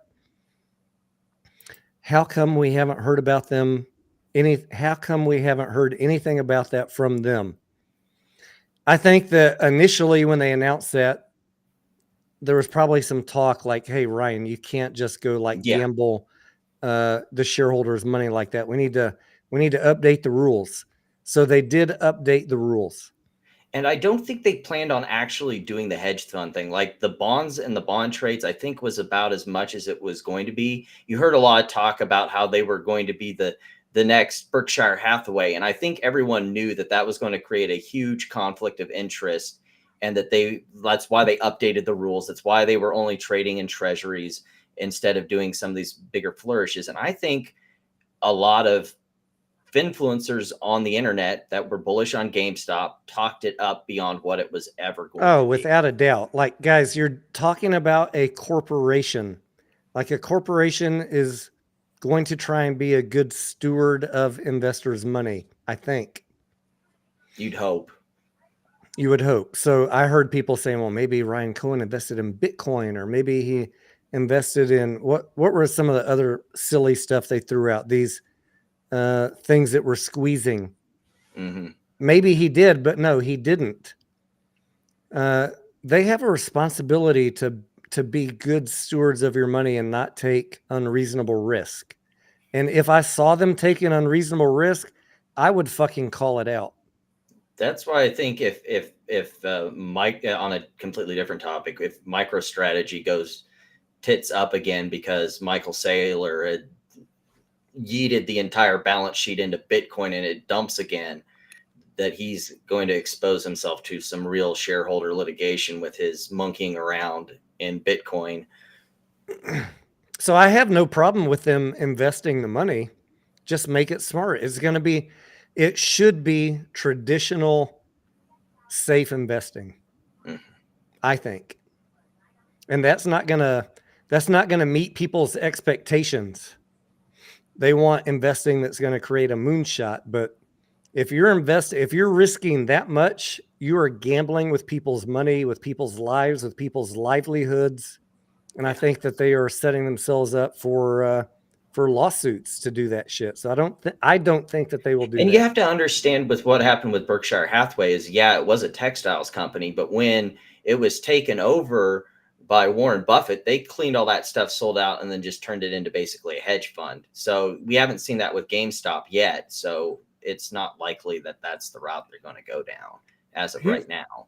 Here's the problem I see with GameStop, and I'm not trying to be a jerk or anything like that. I'm just going to cut it to the point here with the balance sheet and in the financials and all the quarterly earnings and stuff, right?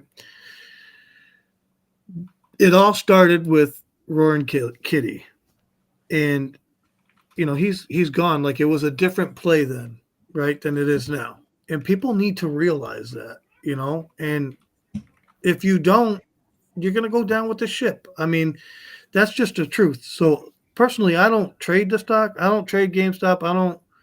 I don't even own any shares of it. It's just not. I gave my reasons. I don't like any brick and mortar businesses at all. I have this conversation all the time. I'm not a general fan of any brick and mortar that carries inventory either. However, I have been trading GameStop just because of the volatility. It's a great play to trade. Oh, I don't disagree. I mean, it's how often is it brought up in the Discord, Tony? All the time. But I don't enter. I'm waiting for an entry. I've been talking about it, And we have people in the Discord that are big time, large shareholders in GameStop.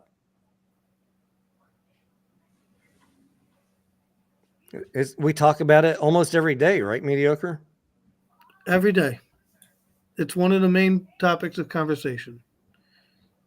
Along with AMC. We're not against it. We're trying to figure out how to be smart about it, like how to make money. It's about protecting your portfolio. To me, that's my number one priority, to protect my money.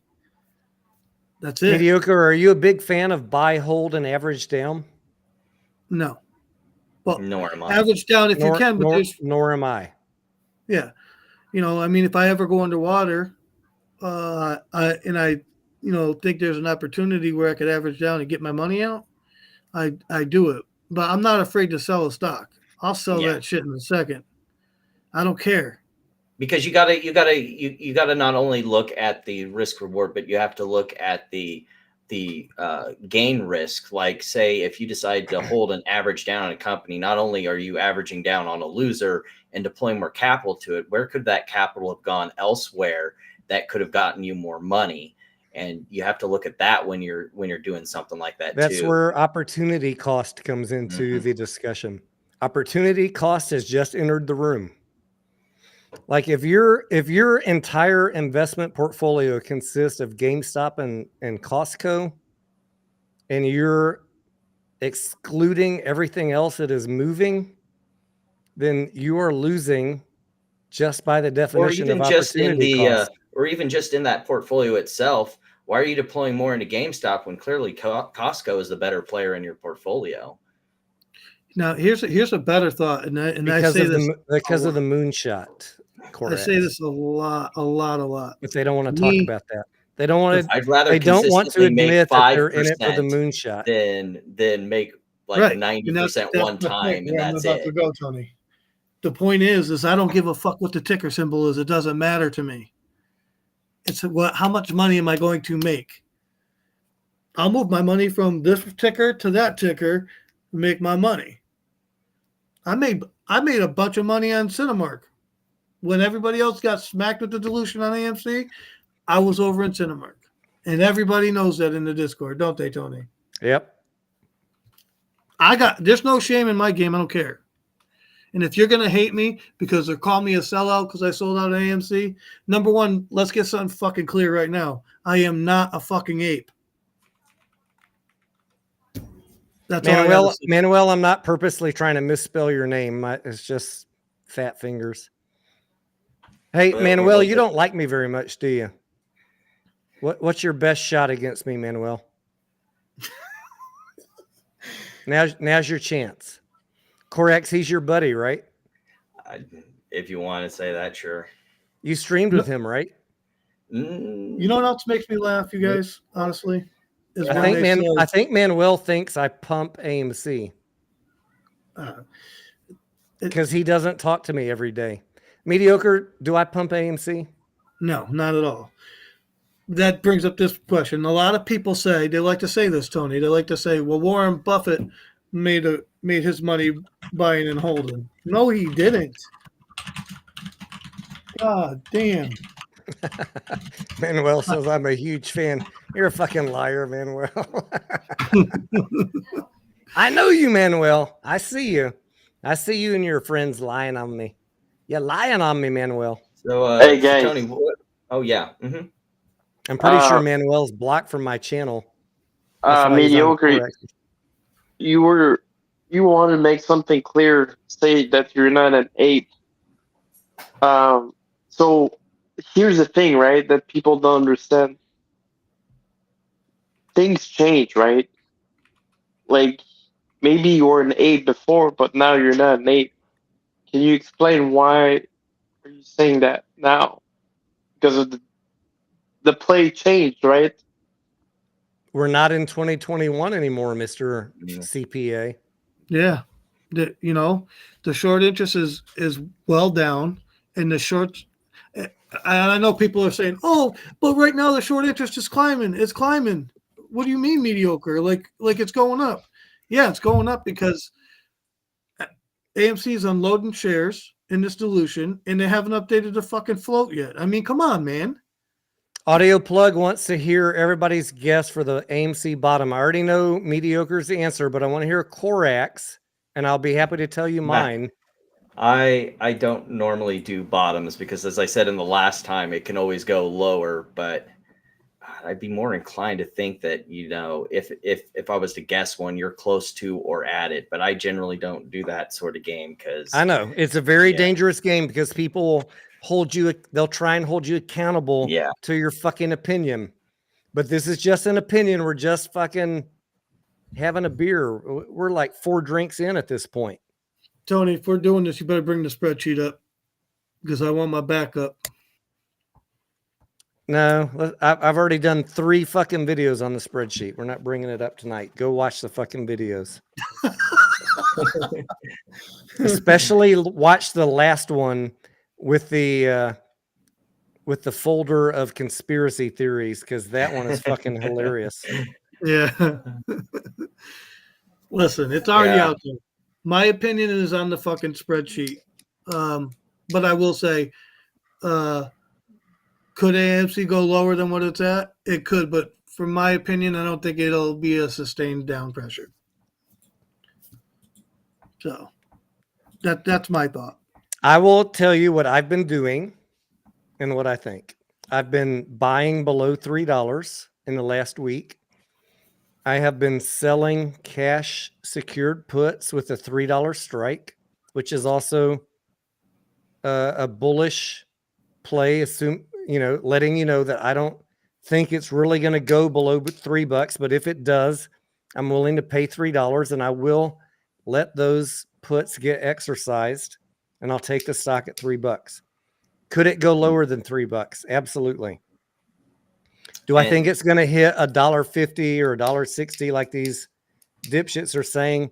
I do not, but I've also been wrong about how long the stock's going to go, how low it's going to go. So don't fucking take advice from me. To put it another way, as someone who has shorted stocks before, at the current price that AMC is at, even if I thought this company was going to bankruptcy, theoretically, I wouldn't short it here because there's so little downside gain and so much upside risk. The quarters from here only get better. The only risk that I want to see out of the way is the debt restructuring. So I am mostly bullish, and I'm mostly in cash. You guys know, even though Manuel and his friends don't believe me, I sold my AMC a day before the dilution announcement, almost all of it. And what I kept was protected with $4 puts that expire in January. Listen, I'm going to tell everybody live right here, right now. I know for a fact what Tony just told you is true because I fucking wanted him to be wrong. Because I did not want to buy back my fucking options. We were talking about it for a week before I did it, right, Mediocre? Absolutely, we were.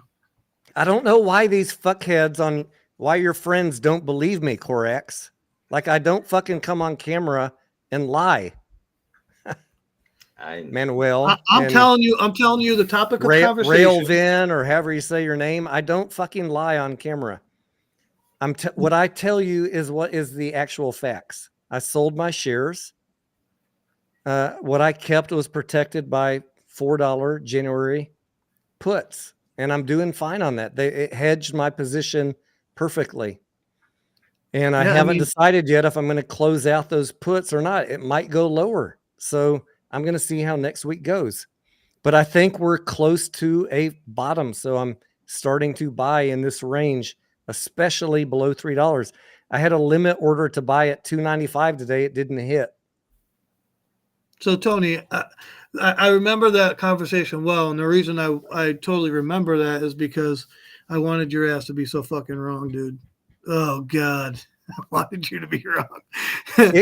Look, it could go lower if the market crashes, if bad news comes out. I'm not always right. This is just my fucking opinion. If they raise interest rates because they have to because of inflation, all fucking stocks in the market are going to go down, right? You can't account for that. You want to know what though? You want to know what? I'm not risking enough that it fucking matters. Yeah, that's always the key point.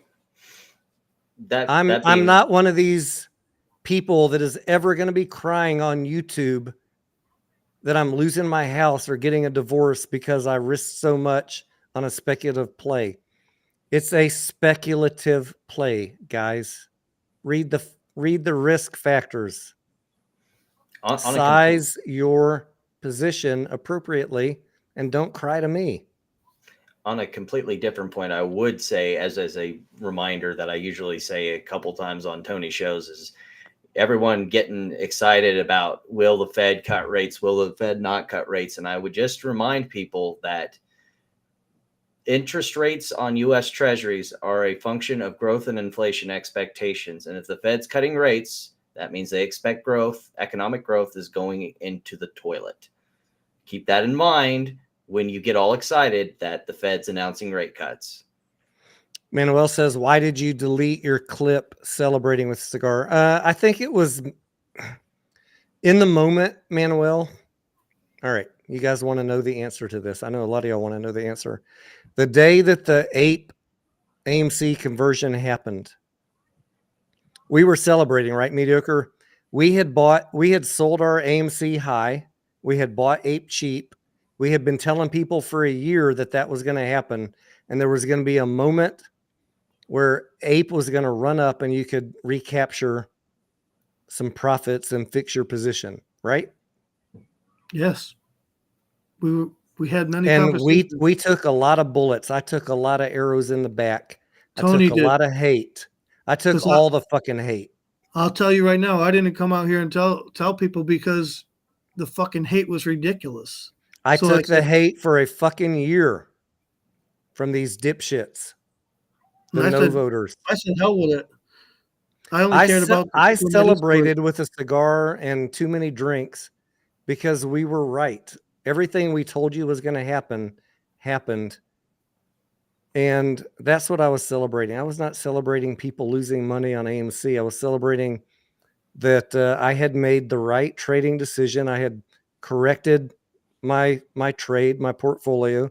I had gone heavy on ape at the last minute when I could buy it as cheap as I could, when the disparity between the two equities was the highest.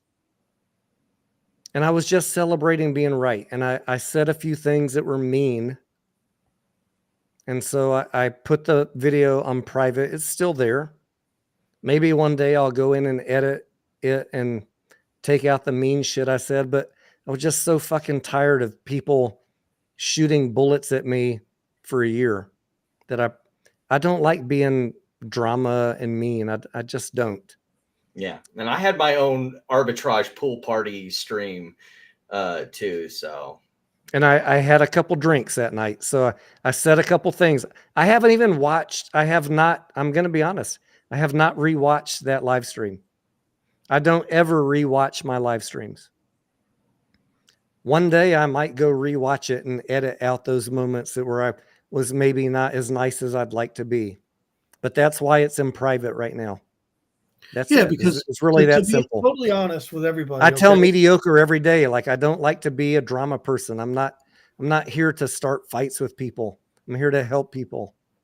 It's like my rant earlier. Like, I feel bad that I ranted like that. But the truth is it's frustrating when you want to help people, right? Because you don't think that we know that people got smashed in this play? Seriously, like, you don't think that we know people are 90 something fucking % down? We know, believe me, we know.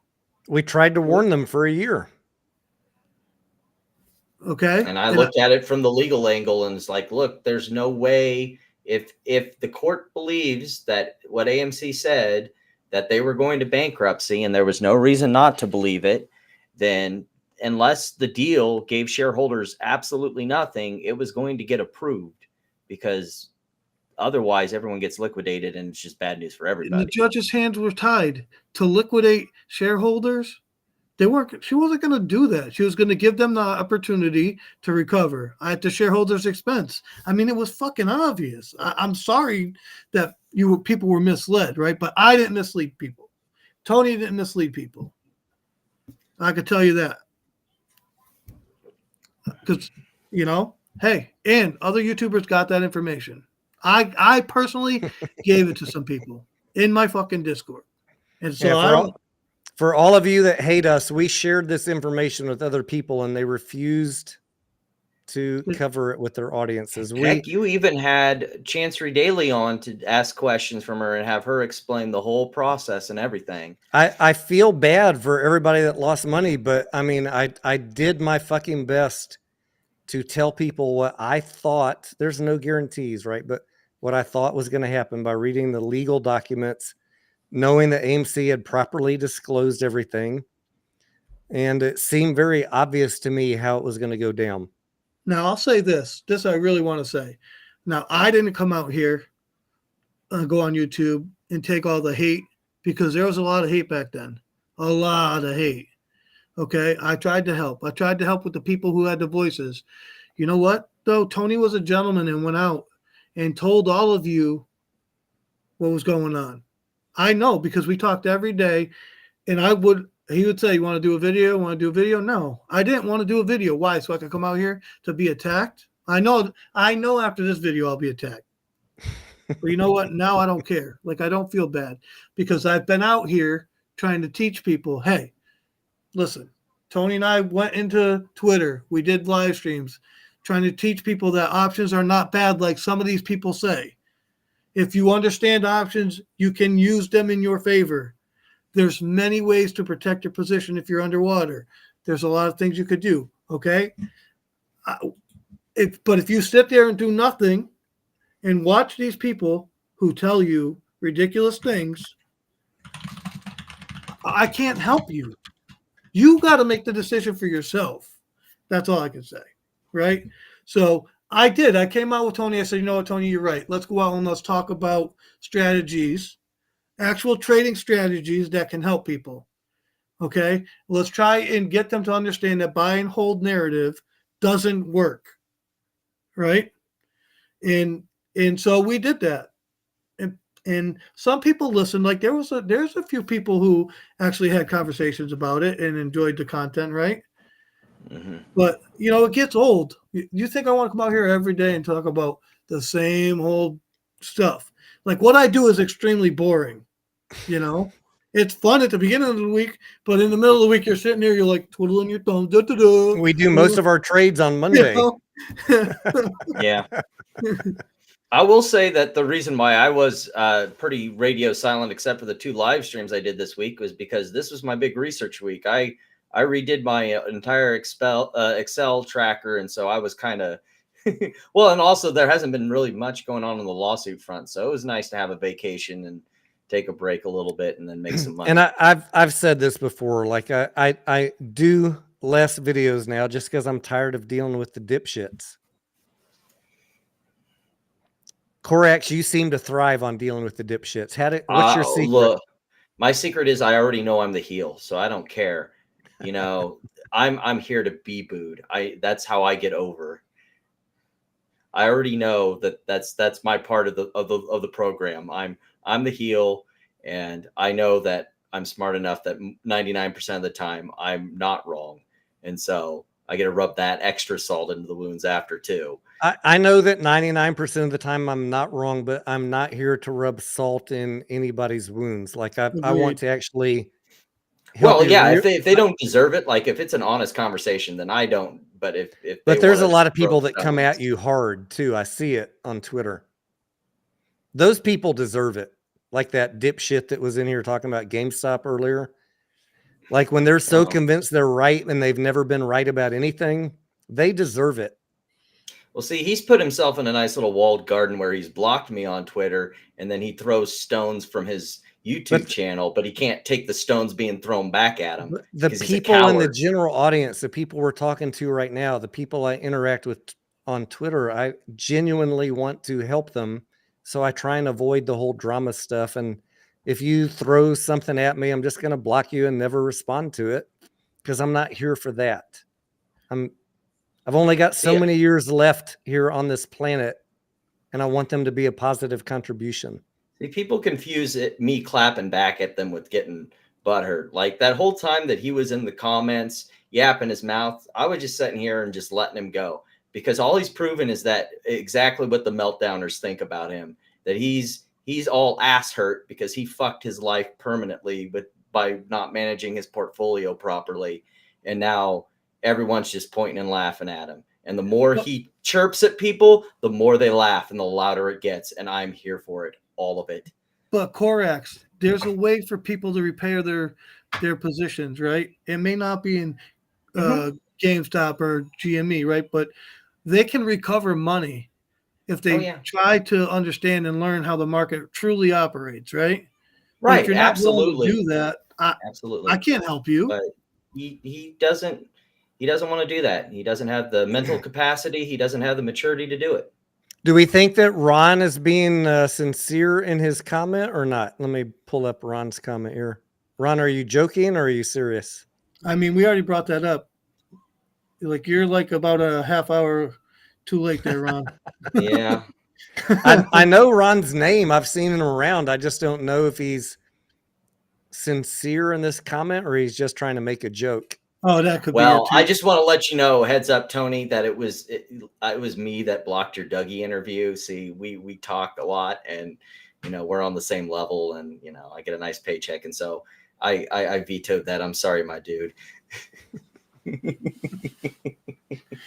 Oh God. Even if that were true, which I know it's not, I don't fucking care. Exactly. That's why it's funny. Oh, so he's just kidding. He just got out from driving, Tony. I know. I know Ron's been around for a while. I didn't think he was serious, but I wanted to give him a chance to say it. Oh no, you're good. I was gonna say because we made a joke earlier about making fake checks saying that we got paid by Citadel. Ron, I get so many people that say that every day that are serious. It would amaze you. Speaking of the fake paychecks joke, there's always been because I always like doing the video editing and having fun doing the videos and kind of putting on a show. One of these times, the idea that I've been kicking around in my head is just going full for like comedic effect, full like one of these pumpers, except in the style of oh gosh, what's that 80s talk show thing? Max Headroom with the like whole CGI thing and everything and playing it up for laughs. I think that would be real fun. On what topic? Being Tony, like pull Gus's playing comment. up as a joke, as like these like the whole gimmick would be like playing the Max Headroom thing as if they were a grifter finfluencer and just making fun of all the finfluencers by proxy through the Ramen Soup, shout out. What's up? Ramen does a good job of exposing a lot of bad information out there. We did talk about TRKAQ earlier, early on, back at the beginning of the stream. And just to recap, I've only talked about Troika one time in the last year. You can go find my video a year ago where I said something is fishy in Troika. Something's fishy in the Troika soup. Take your money and run, kids. And sure enough, Tony, pull up Gus's comment. It's the third one down. Tell me I'm telling you a lie? Nope, the one below that. Spreadsheets are a lie? No, not that one. That's a good one too. Run the numbers? Yeah. Come on, Tony, run the numbers. It's funny because Mediocre and I were having this talk. Like, we both have the same sense about what is going on with the dilution, but I'm a very visual person because Mediocre and I can both like see it in our brain of what is happening, but I need to have a way to communicate it to you guys and also to prove it to myself. So I put it in spreadsheet format, which is how we knew that the ape arbitrage thing was we were 100% spot on. And I shared that spreadsheet with you guys long before it happened. But same with the dilution. Like I put the spreadsheet together, and that's how we that's our DD. And we will adjust it as new data comes in. But the fact that my DD got brought up on another YouTube pumper Kool-Aid drinking channel, and he said immediately, without even knowing the full information, oh, well, it sounds like they're trying to drive a narrative. It sounds like some flat earth conspiracy theory. Like, dude, you are the fucking epicenter of flat earth conspiracity theories. How dare you call us Tony, we call that confession through projection. It's like, literally, you are the epicenter of flat earth, and you want to call real data coming in. Don't look at that, guys. It might be FUD. How about you have a discussion about it? How about you not have your mod shut down somebody asking a legit question? The guy asking the question wasn't being rude. He was just asking about some DD. The cult might, wake up to the fact that they're in a cult if they got information outside the compound. Exactly. Jim Jones over there got to keep the Kool-Aid flowing, Hey, the Kool-Aid people will tell you it wasn't Kool-Aid, it was Flavor Aid. There's a difference. Steven, you should come on for a few minutes. Super Steven, you want me to send you a invite? We got like 5 minutes left. You can come on and say hello. I got a special intro all made up for you. Oh boy. I'm going to have to figure out how to do all this stuff on Restream when I do stuff. Well, just hit me up and I'll tell you how I did it. Yeah. I'm trying to make these more I need fun to and I need to have pro wrestling intros for all my guests. yeah, I'm trying to make it more fun and enjoyable for myself because Mhm. honestly, a lot of the lives have got tedious where I feel like I'm arguing with people and I don't want to be here Yeah. arguing. This is my relaxed time. I That's why literally I've started. I work from 6 a.m. to 7 or 8 p.m. every day. When I come on the live stream at night, I just want to have a Yeah. fucking drink, have a Well, fucking that's smoke, chill with my homies, and crack a few jokes and laugh at some fucking dipshits yeah. on Well, that's other why YouTube channels. that's why I started doing like the football stream that I'm doing of the UFL stuff, and probably going to be doing some gaming streams because you know what? I like talking finance, but occasionally I just want to chill with some friends. I just wanted to come on and have a beer and hang out tonight, but man, ended up on a rant because it gets to me. It gets to me. It's overwhelming sometimes, right? Like I try to just keep myself in my Discord and stay in my lane, but There comes a certain point where people lie about you so much that you can't take it anymore, mediocre. yeah, you know. Yeah, I had that situation before with the number one cuck. Oh my gosh. He's a special cookie.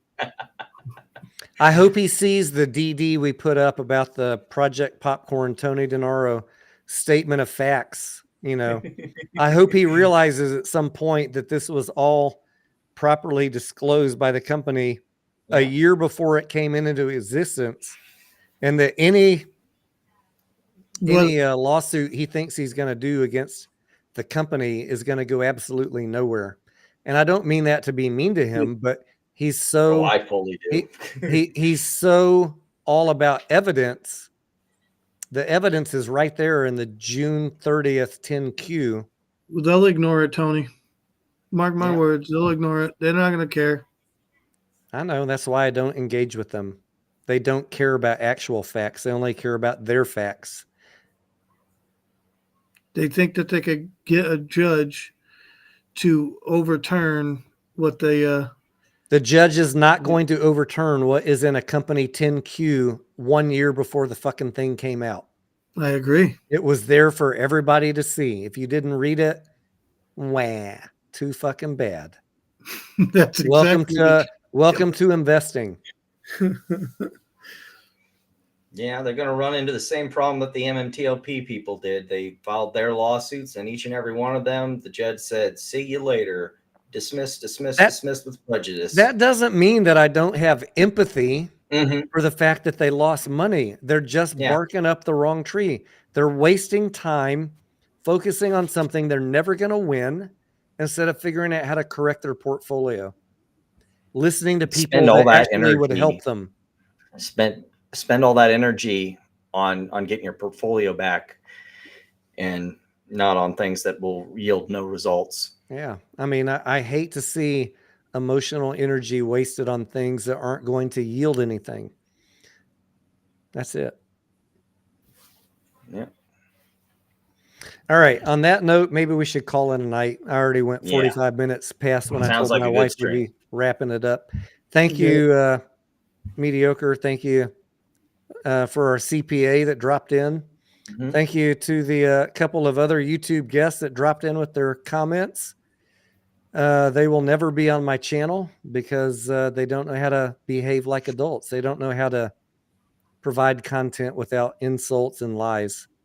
And I don't do that shit over here. Corex, thank you. I know you don't like me. You probably hate me. I know all your friends hate me, but somehow you manage to still behave like an adult over here.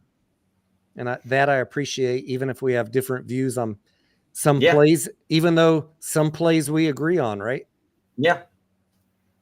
Amazing that you can have a varied discussion and opinion with people when you just act like an adult. Just act like a fucking adult.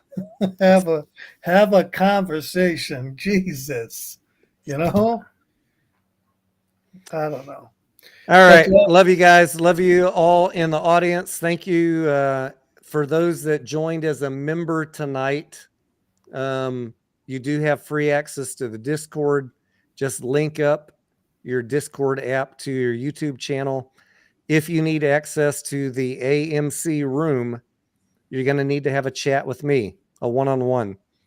So I will reach out to you if you're a new member on the channel. Otherwise, the Discord is wide open to you. Discord is free to anybody that's supporting the channel as a member. And again, your 16 pennies per day just goes to help offset all of the tools that I pay for to provide you the information. If you want to know how much money I'm making off of YouTube, go on socialblade.com and look me up. It's like $200 a month. I don't put out a lot of videos. I'm not here to get rich or grift off of you. I'm here fucking doing research and trading every day, and I'm trying to fucking help you people. If you value that, join the channel, support the channel. If you don't, everything will still be here free to view. You can watch it for free. And I just want to say good night. And if I offended you in any kind of way, that's really not my intention. Just want it to be more of a learning experience. So good night. Yep. See you folks at 6:30 tomorrow. We will watch some football. All right. You doing a live stream for football tomorrow? Yep. All right. I'm going to run the outro.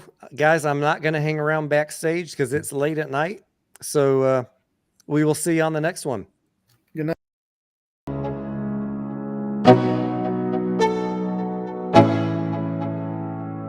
Let's go. Yeah. I'm like an addict, do I gotta have it. I ain't even playing, got a really bad habit. If it moves, gotta grab it, fuse like a magnet. Lose, won't have it till I'm doomed in a casket. I ain't playing, got a weird mind. If you work 8 hours, I'ma work 9. If the shit tastes sour, you should taste mine. I'ma stay in power for a long time. Get up, nah, I ain't a quitter. Toss me the ball, I'm a really big hitter. Big picture, I'm a straight killer. Rising the song to the highest bidder. Got juice, got gas, I'ma move fast. New shoes, new tracks, like who's that? I'm new, come back, better than last. Yeah, it's a new me, never gonna look back. Never gonna look back. Cause damn, I was built to last. You move slow and I move fast, and that's fact.